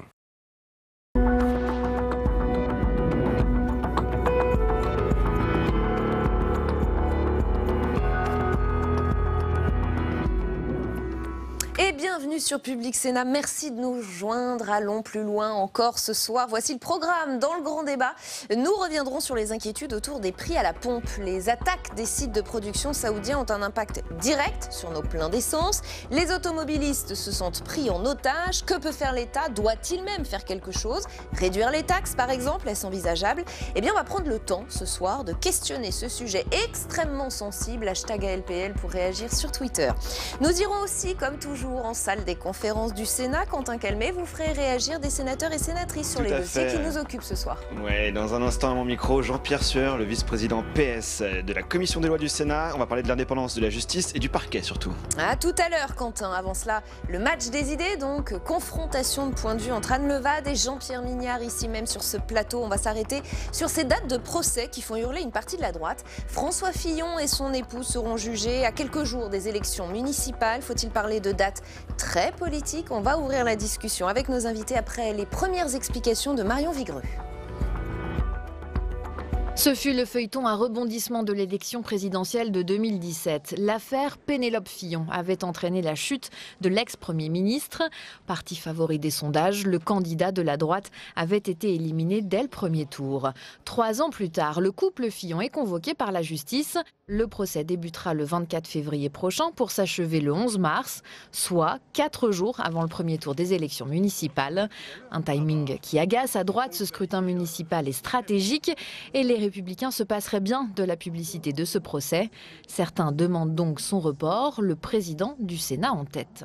Moi, je suis pour une démocratie apaisée et une justice apaisée. Avoir une conclusion 3 jours avant les élections municipales, je ne suis pas certain que ce soit les conditions de cet apaisement. Je n'ai pas caché que quand je rencontrerai la présidente du Conseil supérieur de la magistrature, qui est la présidente de la Cour de cassation, je lui poserai la question, en toute indépendance de sa part, mais je pense que la question mérite d'être posée. Une demande qui fait bondir la ministre de la Justice. Nicole Belloubet refuse que la vie judiciaire se retrouve paralysée par le calendrier politique. Vraiment, c'est pas sérieux là. Vous n'imaginez pas que les magistrats ont le calendrier des élections et viennent placer le procès juste à ce moment-là. C'est absurde. On imagine qu'ils l'ont et qu'ils pourraient le placer à un autre moment pour éviter... La justice est indépendante. François Fillon est poursuivi pour soupçon d'emploi fictif impliquant son épouse et 2 de ses enfants. Complicité et recel d'abus de biens sociaux, mais aussi pour manquement aux obligations déclaratives de la haute autorité. Et avec nous ce soir pour le match des idées, Anne Levat, bonsoir. Professeur de droit public et présidente de l'Association française de droit constitutionnel. Jean-Pierre Mignard est avec nous également, bonsoir, bienvenue. Avocat, pénaliste, cofondateur avec le député marcheur Aurélien Taché du laboratoire d'idées Hyperion. Jean-Pierre Mignard, est-ce qu'il n'y a pas une sorte de tradition républicaine, d'accord tacite pour ne pas caler des procès lors d'échéances électorales? À condition, vais-je vous répondre, qu'il n'y ait pas tellement de procès que ce serait à la fin les dates des élections qu'il faudrait changer. C'est ça la question qui se pose maintenant, parce que vraiment, il y a quand même beaucoup de mises en examen qui d'ailleurs ont un effet public aussi important qu'une audience. Ouais. Une audience a un effet, mais une audience n'est pas le résultat, qui lui-même va venir plus tard, va entraîner sa foule de commentaires. Vous voyez, une affaire, entre le moment, je ne prends pas uniquement celle de M. Fillon, mais une affaire entre le moment où la presse l'évoque, où les premières fuites viennent, où la garde à vue intervient, on l'attend tous, mais elle intervient, où ensuite il y a une présentation devant le juge, puis la longue série de la procédure d'investigation avec les fuites qui à chaque fois, de nouveau, entraînent un bouillonnement, puis le réquisitoire du parquet est un acte en tant que lui-même discuté, puis finalement une ordonnance de renvoi, c'est une péripétie en 7 actes. Qui s'étend sur plusieurs... 2-3 ans. 2-3 ans. Par exemple, pour M. Fillon, oui, c'est à peu près ça. Donc impossible de passer au travers. Aujourd'hui, puis il y en a quand même plusieurs. Il y a plusieurs mises en examen de personnages premiers qui sont intervenus. Il y a là le procès qui intervient de M. Mélenchon. À un moment donné, c'est vrai qu'on ne voit plus... C'est comme ça, c'est un hasard. Voilà. Et il faut que les affaires soient jugées vite quand même. Pardonnez-moi, juste avant de donner la parole à Anne, il faut que les affaires soient jugées vite, y compris d'ailleurs dans l'intérêt des personnes prévenues ou mises en examen. Évidemment. Anne J'allais dire, on est dans un moment un peu particulier. D'abord parce qu'on est quand même dans un contexte depuis quelques jours, voire quelques semaines, où la question de la manière dont s'entremêlent justice et politique est quand même clairement mise à toutes les sauces et soulevée par des politiques de tous bords. Donc on voit bien en plus que l'annonce effectivement de la date de ce procès intervient dans cette espèce de soupçon généralisé d'une justice politique. Après, ce qui est vrai, c'est que beaucoup invoquent une tradition républicaine. Bon, d'abord, la France fonctionne sur la base de textes et pas sur la base de tradition. Et que la tradition, à mon avis, elle fait davantage référence à une période où, effectivement, comme le disait Jean-Pierre, il y avait sans doute moins d'affaires et surtout où elles étaient beaucoup moins médiatisées quand il y en avait. Et peut-être d'ailleurs aussi, y avait-il moins d'élections.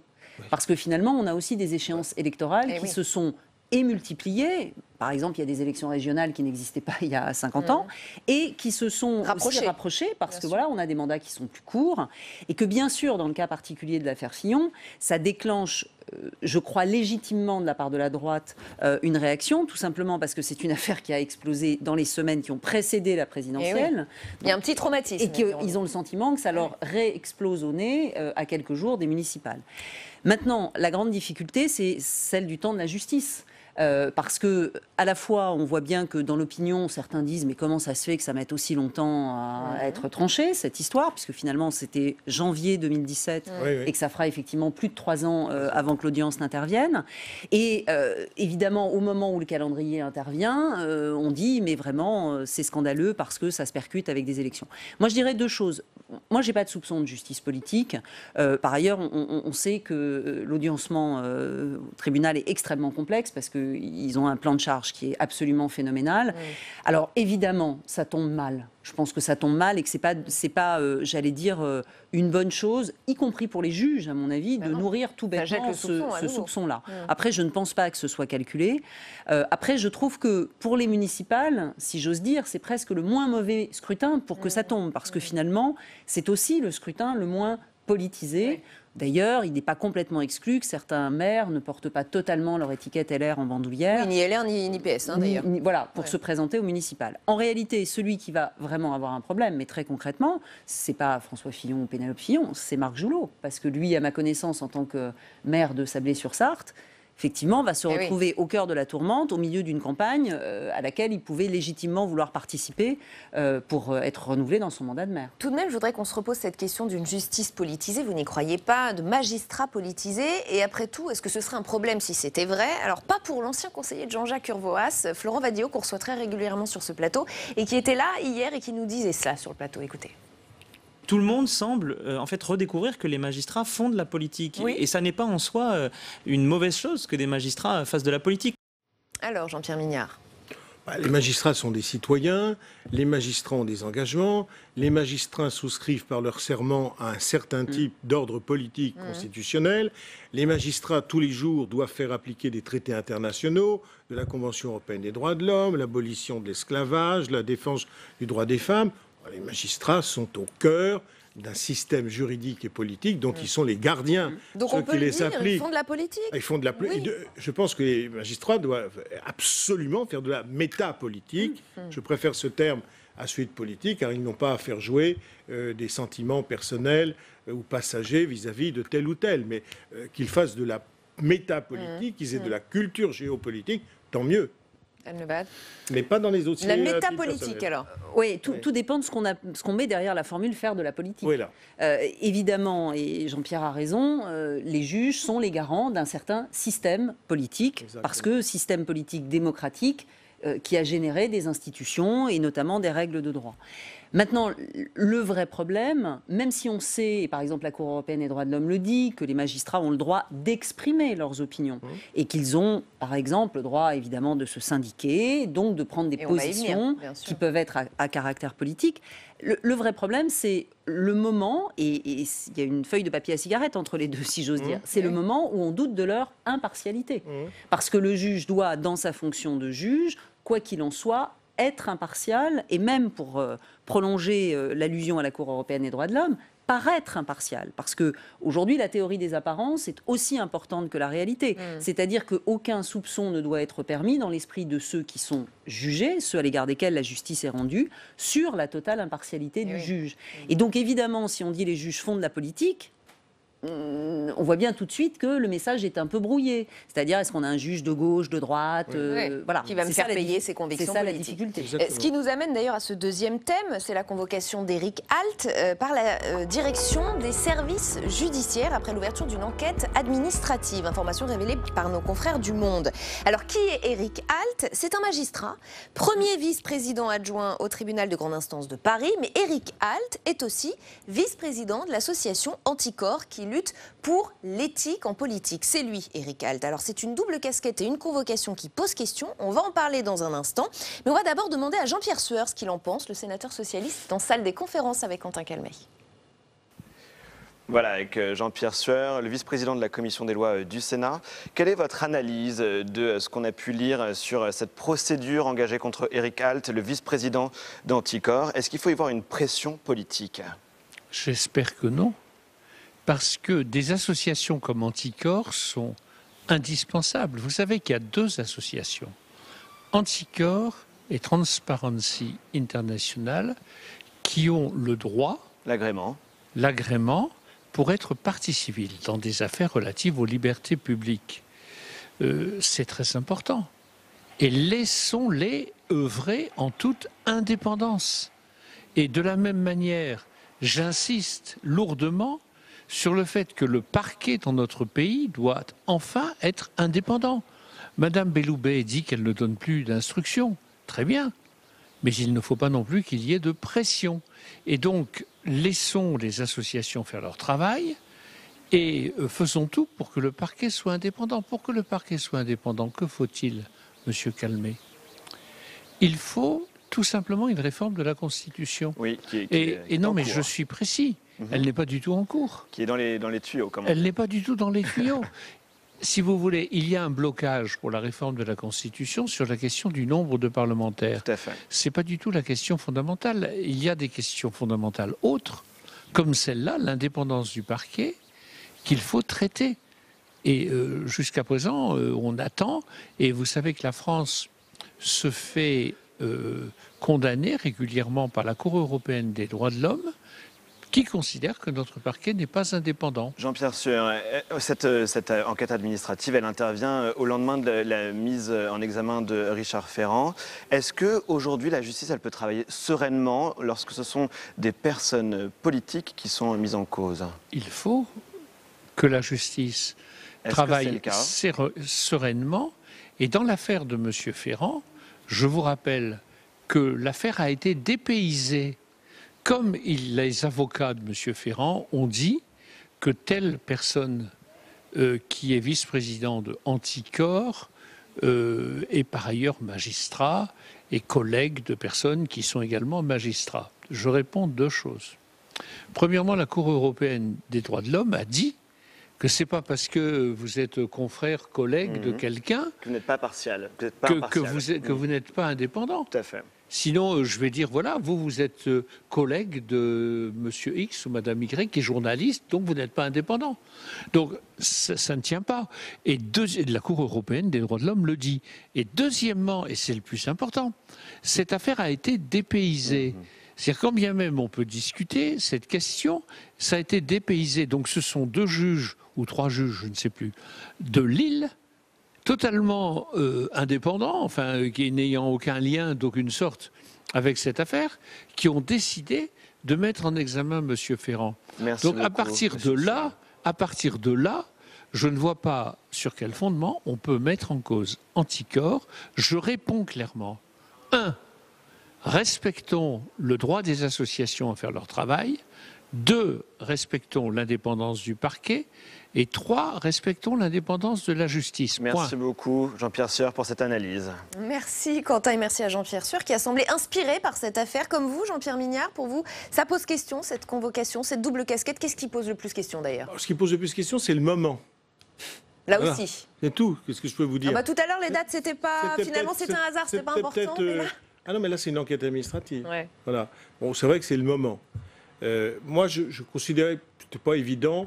Je pense qu'à une fois, je pense qu'Éric Alt, qu'un magistrat on ne peut plus sérieux et rigoureux, avait représenté dans l'affaire, si je me souviens bien, représenté Anticor dans la procédure contre M. Ferrand. Là, pour le coup, on peut quand même discuter, parce que je pense qu'il fallait d'ailleurs être sans doute d'ailleurs beaucoup plus prudent. Et Anne disait une chose, mais totalement juste tout à l'heure, c'est que maintenant, ce qu'on appelle la théorie des apparences, qu'elle a très bien décrit, c'est que le problème n'est pas ce que font les gens, la manière et comment nous recevons ce qu'ils font. Et si il faut que la confiance soit établie. Mais elle est perturbée un peu, cette confiance, quand on voit la double casquette d'Éric Alt, non? Non, parce qu'un magistrat a le droit d'être dans une association qui lutte contre la corruption. Vous imaginez s'il y avait des associations qui militeraient en faveur de la générosité pénale en matière de corruption. Donc il vaut mieux qu'il se trouve dans son camp. Il a effectivement tout à fait ce droit. La question, c'est à quel moment doivent-ils se montrer, etc. C'est un problème de prudence pour qu'on n'imagine pas que Anticor soit une sorte de pseudopode détaché du corps de la magistrature, ce qui n'est pas le cas. Voilà. Donc il y a quand même sur ce point des habiletés à avoir pour respecter le droit. Pour le reste, je pense qu'on aurait pu s'épargner le fait de le faire savoir qu'il était sous enquête en ce moment, parce que ça peut apparaître, ce qui n'est d'ailleurs peut-être pas tout à fait le cas, mauvais joueur. Anne Levan. Oui, je pense que d'abord des enquêtes administratives sur des magistrats, ça arrive et on n'en est en général effectivement pas informé. Donc je prolonge ce que je disais tout à l'heure, on est dans un climat extrêmement éruptif sur ce sujet-là. Ce qui, de mon point de vue, sur les rapports entre justice et politique, ce qui de mon point de vue, d'abord n'est pas prêt de s'arrêter. Et Pourquoi ne pas prêt de s'arrêter? Parce que je pense que c'est un fil qui, quand on commence à le tirer, est sans fin. C'est-à-dire que le soupçon à cet égard peut toujours être porté. C'est-à-dire qu'on peut toujours s'interroger sur le sens d'une décision, quelle qu'elle soit. Que ce soit une décision d'un juge pénal, une décision d'un juge civil, même une décision du Conseil constitutionnel. Ah, mais pourquoi ont-ils trouvé les arguments pour aller dans un sens plutôt que dans un autre? Et ça marche toujours auprès de la population. Et ça marche toujours quand on est dans un climat comme celui que nous vivons, qui, moi je dois le dire à titre personnel, me préoccupe beaucoup parce que je pense qu'on est dans un climat de désinstitutionnalisation, c'est-à-dire de mise en cause de nos institutions, qui peut être légitime à certains égards. On peut considérer que certaines choses fonctionnent mal, mais finalement la justice, sans du tout vouloir faire une hiérarchie entre les institutions, elle a en principe cette vertu et cette qualité d'être l'ultime rempart. Ouais. Et donc au moment où on commence à mettre en cause la justice, au moment où on commence à semer le doute sur l'impartialité de la justice... Et à le faire de manière récurrente. Attention, vous voyez que je ne suis pas sur le terrain de l'indépendance, parce que l'indépendance c'est un problème statutaire, c'est autre chose, c'est les rapports effectivement avec les autres pouvoirs. Ouais. Ce qui ici est mis en cause, et qu'on prenne l'interview de Jean-Luc Mélenchon dans le journal du dimanche, qu'on prenne, etc., c'est l'impartialité. C'est-à-dire que, et d'ailleurs c'est intéressant parce qu'on voit qu'il y a deux fantasmes qui sont agités en parallèle alors qu'ils sont contradictoires. D'un côté, la justice aux ordres, c'est-à-dire elle ferait ce que le pouvoir lui demande, et puis de l'autre, une justice électron libre qui ferait absolument n'importe quoi et qui, au contraire, essaierait de contrer le pouvoir en place. Donc si on réfléchit, c'est complètement schizophrénique comme position. Mais je trouve que c'est préoccupant parce que dans la mesure où la justice est l'ultime rempart, ça veut dire que si un jour on a besoin effectivement d'une décision de justice comme garantie ultime, eh ben, si on commence à discréditer la justice, c'est pas très bon, quoi. Voilà. Vous aussi, vous êtes inquiet, Jean-Pierre Minard ? Oui, je suis inquiet, et je vais même revenir sur cette affaire Halte, puisqu'il y en a une. C'est même très en défaveur aussi de Richard Ferrand. Parce que si c'est un pur hasard de calendrier, on va dire, ah oui, ce sont les amis puissants de Richard Ferrand, dont la ministre de la Justice, dont les inspecteurs de l'administration, qui diligentent une enquête pour affaiblir cette association qui est partie civile. Et même s'il n'y est pour rien, on va dire, bah oui, c'est quand même lui. Donc, vous voyez la coalition des puissants, etc. Donc, là, quand même, il faut faire attention au calendrier ou quand même bien verrouiller parce que c'était le pire moment où ça devait être fait. Et ça fait Maintenant, je suis inquiet pour la même raison parce que je pense que les démocraties reculent un peu partout. Je crois que malheureusement, les institutions politiques ont de moins en moins de pouvoir sur les événements, mondialisation, les inégalités sociales qui montent, et puis maintenant on a le tsunami climatique. Allons-nous survivre à la fin du siècle ? Il y a quand même depuis l'an 1000 que nos sociétés ne se sont pas posées ces questions. La fin d'un monde ou la fin du monde ? C'est quand même majeur, et je vous assure que ça commence beaucoup à pénétrer dans les esprits, et que même si ça ne s'exprime pas directement, ce stress va grimper, monter, et ne va pas favoriser les choses, et pas faciliter les dialogues, les consensus. Certainement pas. Et ça fait le lien finalement avec le troisième et dernier thème de ce match des idées.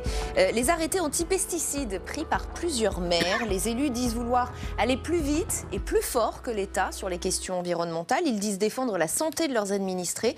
Le ministre de l'Agriculture, lui, y voit là aussi des décisions très politiques. Didier Guillaume était l'invité de Public Sénat dans Bonjour chez vous avec Oriane Mancini, c'était hier. On est à 6 mois des élections municipales. J'ai bien compris que c'était un acte politique, que les socialistes s'est donné passer le mot pour dire qu'il faut prendre des arrêtés. J'ai vu ça. Ils savent très bien qu'ils seront tous retoqués. Pour vous, c'est politique. C'est la politique politicienne. Oui, c'est purement de la politique politicienne. Même si le débat de fond, je vais y venir. De la politique politicienne, Anne Levade. Alors politique politicienne, je ne sais pas, parce que c'est forcément un qualificatif que l'on veut porter pour affaiblir. En tout cas, oui, c'est un acte politique, parce que juridiquement, c'est un acte que les maires ne peuvent pas prendre. C'est-à-dire, on peut s'étonner que les arrêtés soient suspendus. Ce sont des suspensions parce que ce sont des procédures d'urgence, mais si effectivement on va plus loin, ce serait des annulations, tout simplement parce que en matière de produits phytopharmaceutiques, puisque c'est sous cette appellation que figurent dans le droit les pesticides, eh ben, les maires n'ont pas de compétences de police. Alors, on peut trouver l'argument juridique stupide, mais le fait est que la police du maire, c'est tranquillité, sécurité, salubrité. Et que la définition que l'on a de tranquillité, sécurité, salubrité n'inclut pas ce type de cas de figure. Je vais faire un parallèle. Je ne suis pas sûre de comprendre. Vous voulez dire qu'un maire, finalement, n'a pas l'autorité, n'a pas les compétences, n'a pas la possibilité de prendre un arrêté ? Il peut prendre un arrêté, mais sur un domaine déterminé. Je vais prendre un exemple qui va vous sembler hasardeux, mais en fait, la problématique était la même. Souvenez-vous des arrêtés sur l'interdiction du burkini.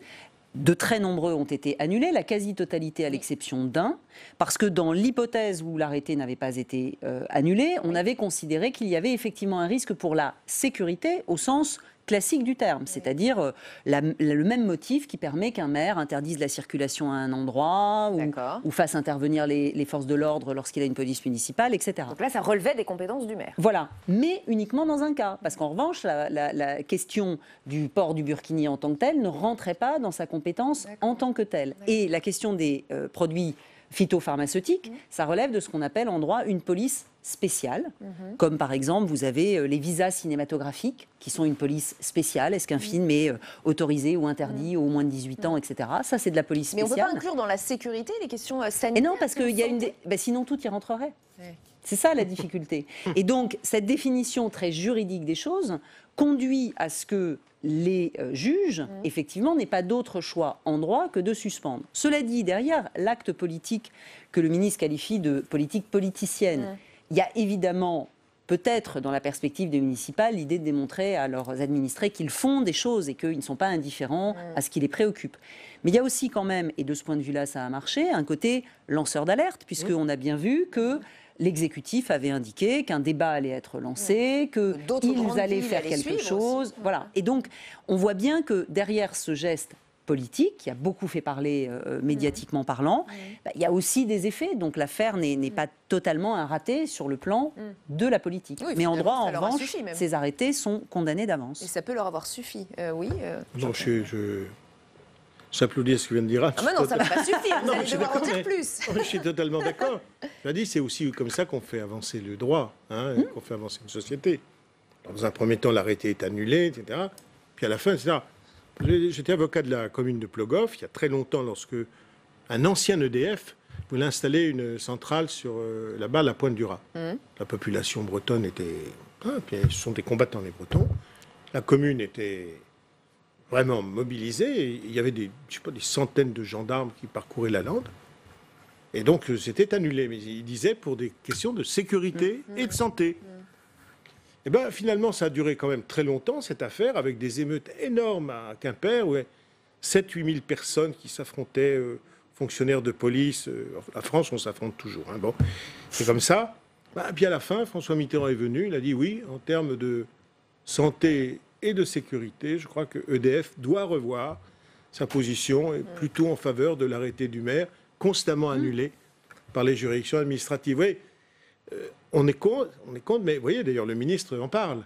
Et quand des grandes villes vont se joindre à cet arrêté des maires de petites villes, on va se poser la question et de nouveau des pesticides et du périmètre de distance sanitaire. C'est ensuite inévitable. Ce n'est pas inadmissible. Vous savez, en France, quand même, on a des juges, des tribunaux administratifs, des cours d'appel administratifs, le Conseil d'État. En matière judiciaire, on a le tribunal de grande instance, on a les cours d'appel, le Cour de cassation et la Cour européenne des droits de l'homme. Donc, une décision, elle va créer une sorte de chimie, une nouvelle chimie, par rapport à laquelle le deuxième degré va se positionner. Et peu à peu, il va se modeler une décision juridique, administrative. Peut-être des nouveaux textes. Et peut-être un nouveau texte. C'est comme ça aussi que progresse le droit. Il ne faut pas s'inquiéter. Au contraire. Oui, j'ajouterais juste une chose, c'est que si on prend le problème à l'envers, si j'ose dire, et qu'on réfléchit 30 secondes, la contrepartie du fait que les maires ne sont pas compétents pour ce faire, c'est que seul l'État l'est. Ce qui, en soi, en matière de pesticides, n'est pas complètement une mauvaise nouvelle. Ça veut dire que s'il y a une mesure, elle sera d'application nationale. On ne voit pas pourquoi, dans une commune, on ne pourrait pas épandre des pesticides dans un certain périmètre, alors que dans celle d'à côté, on le pourrait. Mais ça interroge quand même. Donc il y a aussi une logique générale. Le pouvoir dont dispose le maire. Mais le maire a une compétence locale, en même temps. Et donc, sur un certain nombre de sujets, la compétence doit être nationale. C'est là l'explication.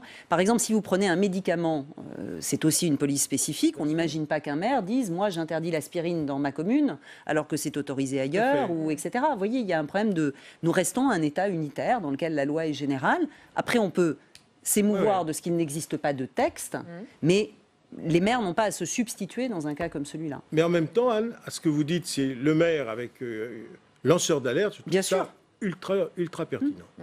Eh bien, merci à tous les deux pour ce match des idées très instructif sur le plan juridique. On a abordé 3 thèmes qui finalement étaient assez liés les uns aux autres. Merci infiniment et vous reviendrez évidemment très bientôt sur Public Sénat. Allons plus loin encore avec vous. On place au grand débat. On va prendre le temps, là aussi, de comprendre ce qui se passe autour des prix à la pompe. Ils varient très fortement en fonction des déclarations des autorités saoudiennes. Ce sont des fluctuations qui inquiètent tout le monde, les autorités françaises, mais aussi et surtout surtout, j'allais dire, les automobilistes français, vous, moi, nous tous. Alors que peut faire l'État? Doit-il intervenir d'une manière ou d'une autre? On a une demi-heure pour se poser les bonnes questions dans un instant avec nos invités. D'abord les explications avec Audrey Vuettaz et Louis Duménil. Sur ces images satellites prises samedi dernier, d'épaisses fumées noires. 2 installations pétrolières saoudiennes viennent de subir des attaques aux drones, revendiquées par des rebelles yéménites. Le marché du pétrole est sidéré. Je suis, pour être honnête, profondément inquiet sur l'escalade que nous avons vue au Moyen-Orient. Nous n'avons jamais vu dans l'histoire du Moyen-Orient une telle attaque entre des pays du Golfe. L'Arabie saoudite est le premier fournisseur d'or noir au monde. Les attaques ont réduit de moitié sa capacité de production. Et même si les autorités saoudiennes promettent un retour à la normale rapide, le prix du baril brut a grimpé de 15%. En France, cela aura un impact sur le prix du litre d'essence, plus 5 centimes d'euros à la pompe dans les tout prochains jours, soit 2,50 € par plein.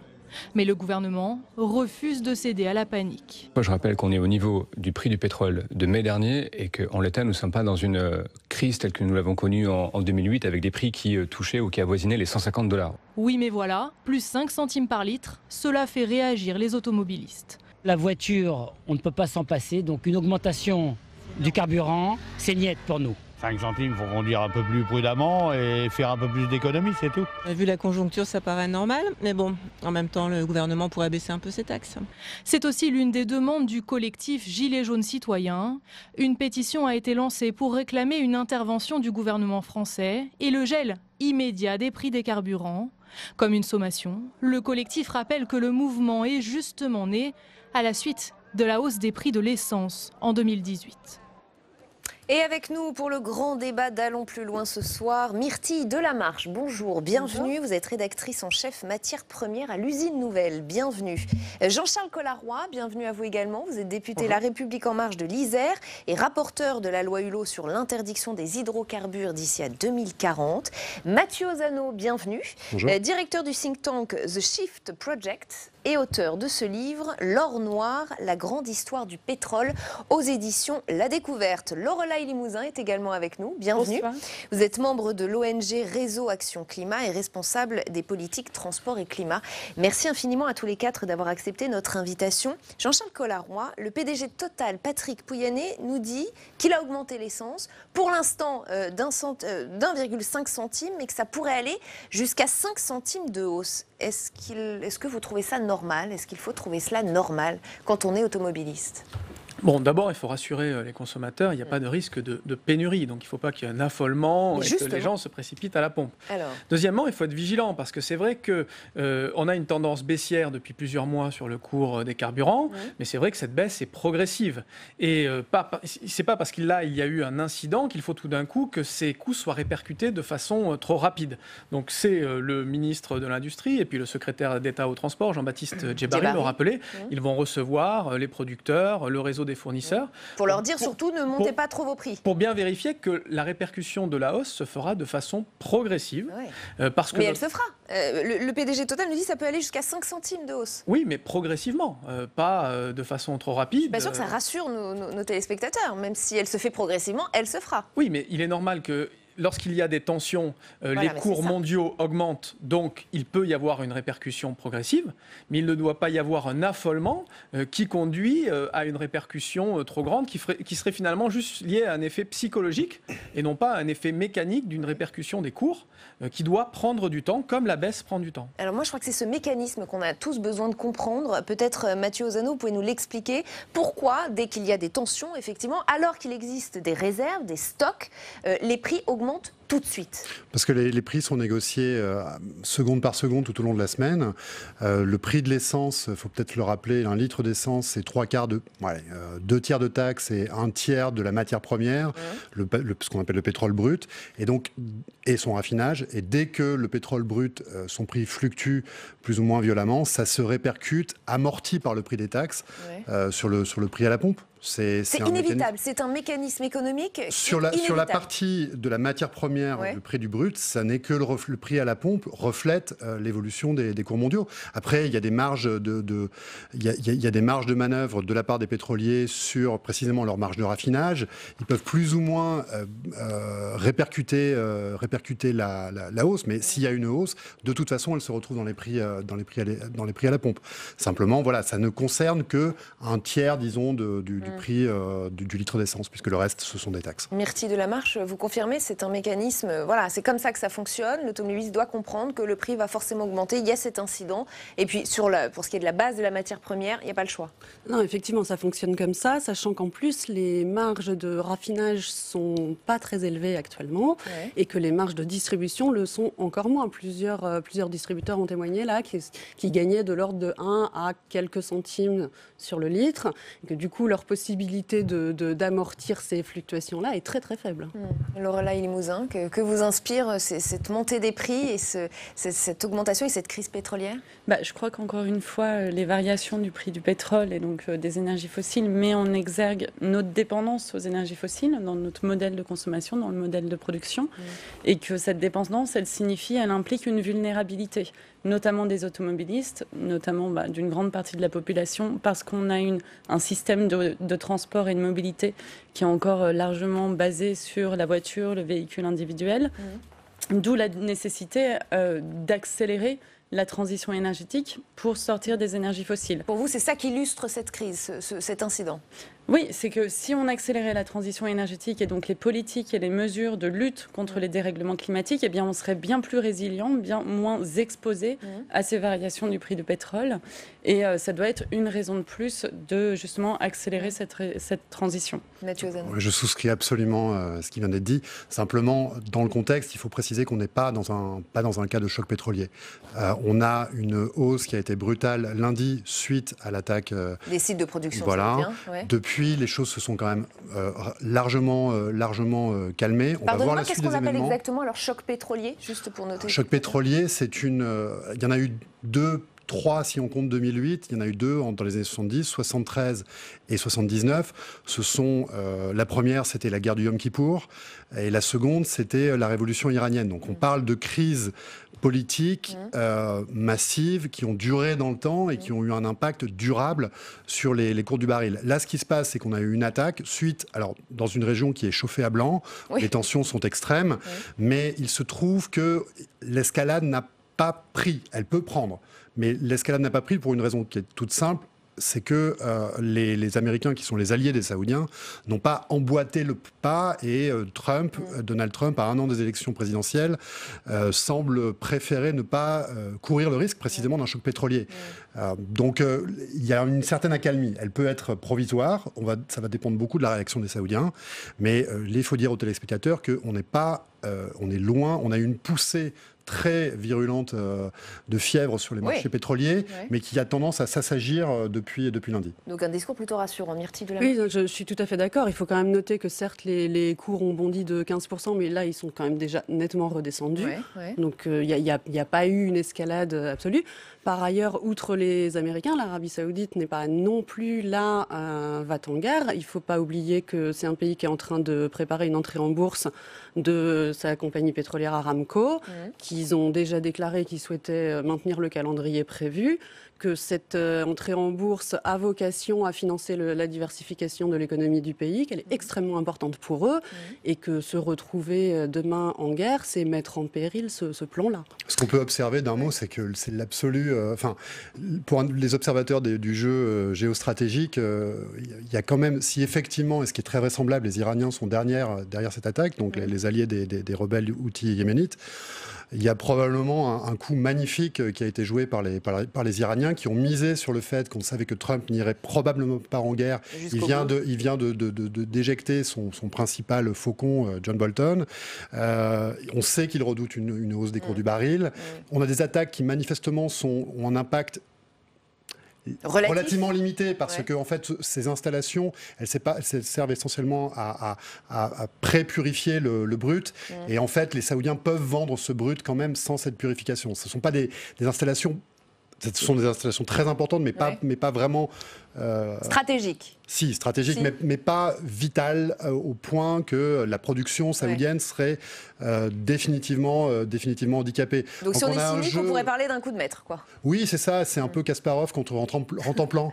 Les Iraniens ont prouvé, voilà, c'est le pays du char, c'est le pays des échecs. Je crois que, moi, en observateur des relations internationales, je suis... assez admiratif du coup machiavélique, probablement, je suppose, qui a été joué par les Iraniens. Jean-Charles Collaroy. Oui, moi je souscris à ce qui a été dit, c'est qu'il y a besoin de mesures d'urgence, la diplomatie pour pas qu'il y ait d'escalade dans les pays du Golfe, et puis le lien avec les producteurs et les fournisseurs pour que la répercussion de la hausse soit le plus lissée possible.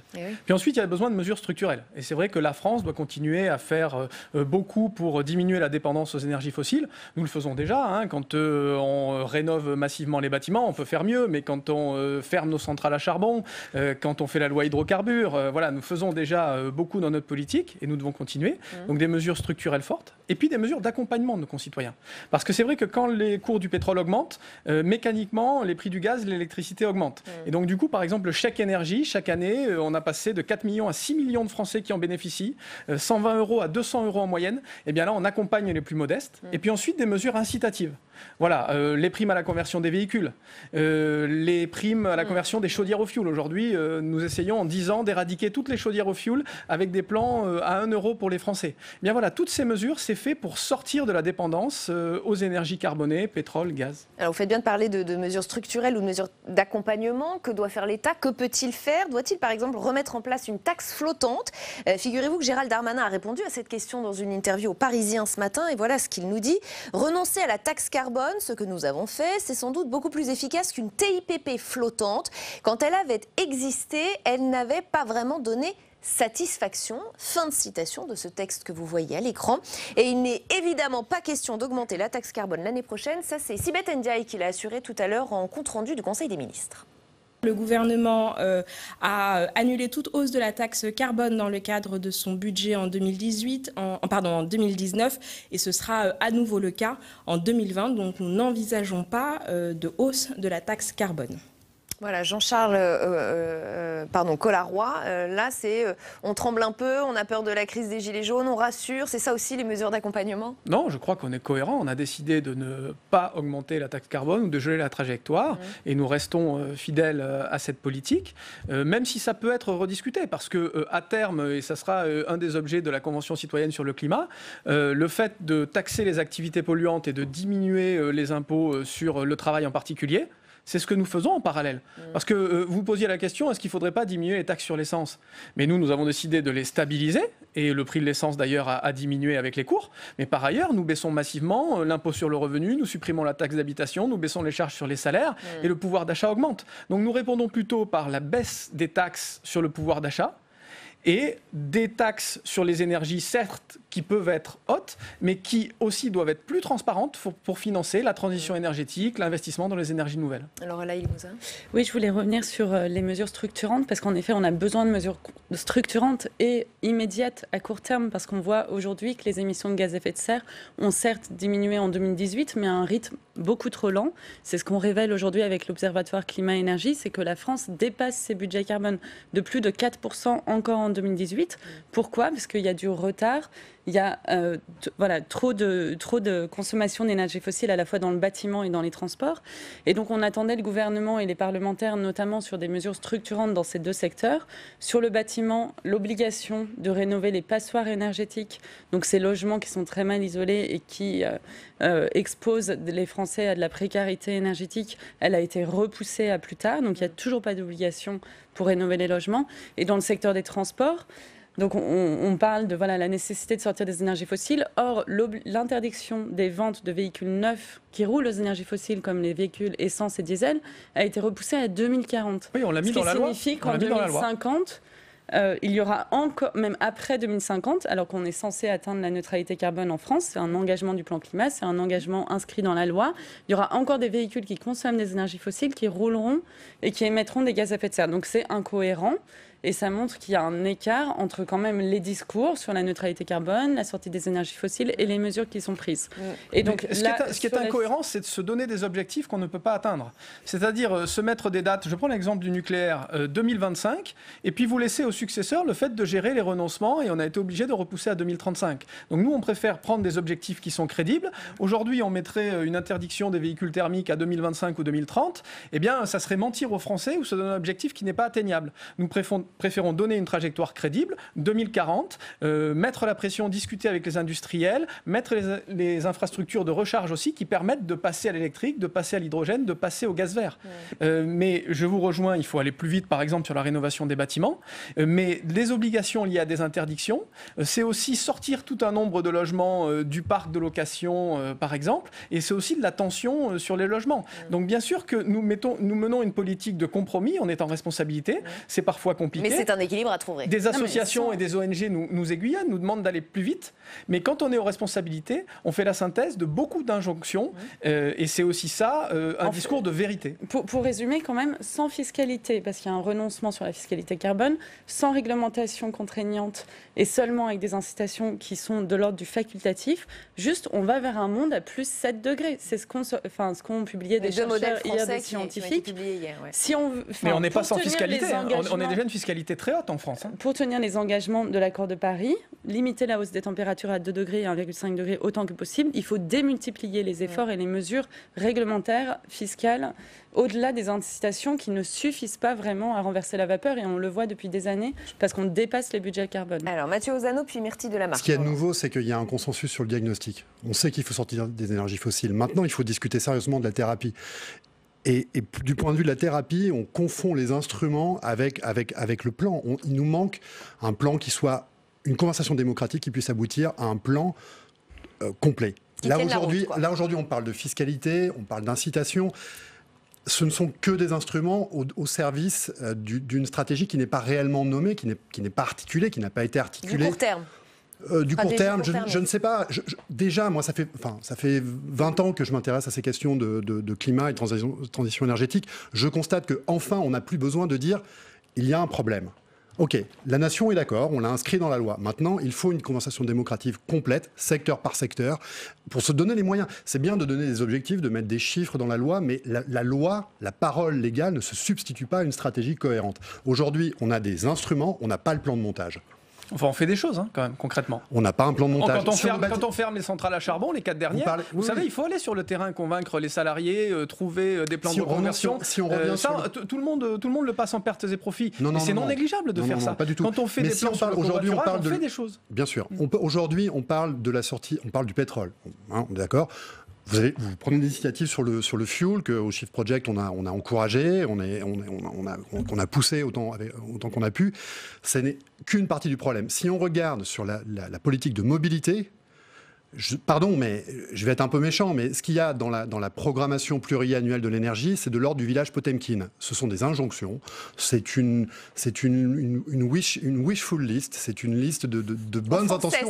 On n'a pas de stratégie à la hauteur, et ça passe par des injonctions fiscales, ça passe par une politique industrielle, d'investissement, et aussi une parole publique qui dit française, la bagnole individuelle, qu'elle soit électrique ou thermique, français, la grosse bagnole individuelle comme horizon de votre consommation. Si on veut sortir des énergies fossiles... Attendez, Myrtille Delamarre demande la parole depuis longtemps. On va la laisser intervenir. Évidemment, la conversion en véhicule électrique est une des réponses pour baisser les émissions de gaz à effet de serre, c'est certain. Encore faut-il que sur le véhicule électrique, on sécurise aussi nos approvisionnements. Parce que si c'est pour tomber dans les mêmes dépendances et avoir demain des productions de batteries qui se font avec des métaux critiques, qui sont extraits à l'autre bout de la planète, dans des conditions qui ne sont pas celles qu'on imposerait ici, la France n'a pas aujourd'hui de politique de sécurisation sur ces métaux-là et n'est pas à même de soutenir réellement la production de ces véhicules avec des matériaux qu'on contrôle. C'est passionnant, c'est quelque chose qu'on n'a jamais tenté de faire parce que c'est le premier, cette histoire de sortie des énergies fossiles, c'est juste changer le système sanguin de nos sociétés. Donc il faut tenter de faire boucler l'équation, il faut la regarder en entier. Pour l'instant, on ne discute je répète, que des instruments ne discutent pas du plan de montage. Donc, est-ce qu'on est capable d'approvisionner, si on fait des calculs d'ordre de grandeur, les disponibilités en matériaux pour substituer, alors c'est pas l'intention qui est donnée, mais si on veut rester sur le même modèle de transport, c'est-à-dire le modèle de la voiture individuelle pour chacun, voire une ou deux ou trois, avec des voitures électriques, en termes de ressources, il est très vraisemblable que ça coince de partout. Donc tentons de vraiment faire boucler l'équation, mais ça suppose une conversation patiente. Je ne suis pas sûr qu'il faille accélérer. Je pense qu'au contraire, il serait utile de prendre le temps de tenter de faire boucler l'équation. Il y a des initiatives qui sont intéressantes. La création du Haut Conseil au climat permet de donner des outils, de laisser parler la technique, en fait. Aujourd'hui, dans le débat démocratique, on considère, d'abord, le terme technocrate est péjoratif. Il faut laisser parler la physique, c'est-à-dire la nature, c'est la même chose, hein, c'est synonyme, et se dire, OK, si je veux changer le système sanguin de ma société, la parole légale ne suffit pas. C'est pas un fiat. Vous avez donné l'exemple de 2025 sur le nucléaire. C'est pas parce que je mets dans la loi 2025 que ça arrivera. Le pouvoir performatif de la parole arrive. Il faut tenter de faire boucler l'équation. Si là aujourd'hui on échappe au choc pétrolier, si la région s'embrase pas, si les choses se calment, encore faut-il que demain on n'ait pas un choc du cobalt, un choc du tantal, un choc du lithium, c'est peu probable, mais du cuivre. Mais c'est pour ça que moi je rejoins tout à fait le message qui est de dire il faut sortir de cette dépendance aussi à la voiture individuelle. Évidemment qu'on ne recherche pas le remplacement de toutes les voitures thermiques par des voitures électriques. Et c'est un sujet, pardon, pour en revenir à cette augmentation des tarifs de l'essence, parce que c'est très concernant pour les gens qui nous regardent. Et vous l'imaginez, c'est un sujet qui est regardé de très très près par les Gilets jaunes. La crise de l'année dernière est passée par là. Je voudrais juste vous lire un extrait du communiqué du collectif des Gilets jaunes citoyens. Voilà ce qu'il nous dit. Le président se doit de réagir très rapidement. Nous demandons donc le gel immédiat des prix du carburant. Nous ne devons surtout pas être les otages de cette flambée des prix. Prise d'otage, hein, c'est un mot qui revient très souvent. Oui, j'entends ça et c'est vrai qu'il y a des citoyens qui sont très dépendants de la voiture et du pétrole. Donc il ne faut pas nier ces réalités qui sont douloureuses. Par ailleurs, il faut aussi redire la situation, le fait que le prix des carburants a énormément baissé progressivement depuis quelques mois. Et ça aussi, c'est une situation. Et quand ça baisse, on en parle peu. Et quand les hausses sont là, effectivement, on en parle beaucoup. Mais vous voyez cette dépendance dont parlait Lorelai Limousin, les automobilistes eux-mêmes, les Gilets jaunes eux-mêmes en ont. Mais bien sûr, mais c'est pour ça qu'on fait beaucoup d'actions concrètes. Moi, je m'inscris en faux avec ce qui a été dit. On fait des plans, plan climat, programmation pluriannuelle de l'énergie sur 10 ans, stratégie nationale bas carbone et neutralité carbone. Et puis ensuite, ça se décline en actions concrètes. Loi mobilité, développement du covoiturage, création des zones à faible émission, plan vélo avec plusieurs millions d'euros. 50 millions sur 7 ans. Oui, mais sauf qu'il y a des choses symboliques. Subventions aux énergies fossiles en France chaque année. Il y a d'excellentes intentions, mais c'est pas à la hauteur. Quand on fait l'Airbus des batteries, par exemple, c'est très important. Sur les panneaux solaires, on a raté le coche. Et donc, aujourd'hui, on est dépendant des puissances étrangères pour nos panneaux solaires. Eh bien, c'est très important que la France, l'Allemagne, l'Europe soient capables de dire demain, il va y avoir les véhicules électriques. On va discuter avec les producteurs et on va avoir des produits européens. Je voudrais réentendre, pardonnez-moi, Lorelai Limousin, vous avez donné un chiffre, le plan vélo versus voilà, le plan vélo, le fonds vélo. Donc c'est inédit, c'est la première fois qu'il y a un fonds vélo. On s'en est, est félicité parce qu'on a fait campagne pendant 2-3 ans pour cette mesure. Oui. Malheureusement, il représente 50 millions d'euros par an. C'est une première étape. Alors, attendez, 50 millions d'euros par an et par rapport à les investissements dans la route, les subventions aux énergies fossiles, c'est chaque année 11 milliards d'euros. Donc là, vous allez voter un projet de loi de finances prochainement dans les prochains mois. Nous, on demande à ce qu'il y ait un plan de sortie très concret, justement avec la concertation avec les secteurs concernés, le transport routier, le transport aérien, pour que ces subventions fossiles elles soient enfin supprimées à la fin de ce mandat. Il y a eu des engagements déjà pris lors des G20, des G7, etc. pour de supprimer les subventions fossiles. Or, aujourd'hui, il en reste 11 milliards dans un pays comme la France. Oui, sauf que vous demandez des mesures qui sont radicales et qui auraient un impact sur les cours des carburants qui serait énorme. Et donc, on est aussi sous des injonctions paradoxales. C'est-à-dire que d'un côté, vous avez les Gilets jaunes qui nous disent « Attention, dès que le carburant augmente », et c'est logique, je dis les Gilets jaunes, mais après, je ne veux pas globaliser, mais c'est une des préoccupations majeures, en particulier dans les zones rurales, les gens qui sont obligés de prendre leur voiture. Mais on est très sensible à ces questions. Que vous dites sur les produits pétroliers, eh bien, elles peuvent avoir des impacts massifs. Par exemple, les réductions de taxes qui sont accordées aux routiers ou aux agriculteurs ou aux pêcheurs. Eh bien sûr, on peut, de façon assez démagogique, dire il faut supprimer ça. Mais sauf que allez discuter avec les agriculteurs et les pêcheurs qui sont souvent dans des situations très difficiles depuis des années. Et bien sûr qu'on peut en discuter, mais il faut échelonner les choses. Il y a une forme de pragmatisme à avoir. Mais bien sûr. De 11 milliards d'euros, ça dégage quand même des marges de manœuvre intéressantes pour justement trouver des solutions, financer des aides, des accompagnements des salariés de ces secteurs concernés dans le transport routier, dans le transport aérien, plutôt que de les aider via le financement des énergies fossiles qui nous maintiennent dans une dépendance à l'Arabie Saoudite, etc. Donc en fait, il y a quand même un choix politique là à faire entre continuer à subventionner les énergies fossiles, ne pas opérationnaliser la transition de ces secteurs et la rendre plus concrète et prendre les mesures d'accompagnement qui sont nécessaires. Et c'est pour ça qu'on a proposé de reprendre la fiscalité carbone tout en redistribuant 50% des recettes à la moitié de la population française, parce qu'il y a des millions de personnes qui sont en situation de précarité énergétique et qu'au-delà de ces ménages, il y a beaucoup d'automobilistes notamment qui sont sensibles au prix du carburant, et de redistribuer le reste dans les investissements, l'accélération de la transition écologique. Malheureusement, ce choix, ce n'est pas celui du gouvernement actuellement. Myrtille Delamarche, c'est vrai qu'on peut entendre monsieur le député nous dire qu'il y a aussi une réalité concrète, il y a du pragmatisme à avoir quand on est au pouvoir, un équilibre à trouver entre ce qu'on va y perdre, ce qu'on va y gagner. Qu'est-ce qu'on répond à ça? Non, il y a effectivement énormément d'emplois qui sont en jeu, il y a une transition à penser sur le long terme. Pour l'instant, on n'est effectivement pas dans cette démarche. On n'est pas encore à penser cette transition. Aussi parce que vous disiez, on prépare l'Airbus des batteries. On a peut-être déjà manqué ce coche-là. Il est peut-être déjà trop tard. Les méga factories de batteries qui se préparent en Europe, là, sont en grande partie à capitaux asiatiques. On est encore en train de se poser la question d'aller frontalement sur ce type de batterie que pensent utiliser demain les constructeurs automobiles ou la génération suivante. Les autres font déjà des usines. Alors, pour en revenir à notre thème de ce soir, cette hausse du prix de l'essence, encore un mot de cette taxe flottante. En novembre dernier, au plus fort de la crise, Emmanuel Macron avait évoqué cette idée, mais avec des réajustements. Il proposait alors une méthode plus flexible, plus agile. Souvenez-vous. Il nous faut aussi ensemble construire une méthode pour nous mettre à l'abri de tels phénomènes. Et donc adapter toute nouvelle hausse de la taxe sur les carburants à l'évolution des marchés internationaux du pétrole, pour que si l'envolée des cours devait se reproduire, nous ne soyons pas mis dans la même situation. Voilà, une taxe flottante à la demande, en gros. Alors qu'en pense Joël Bigot? Le sénateur socialiste est au micro de Quentin Calmet en salle des conférences au Sénat. Écoutez-le.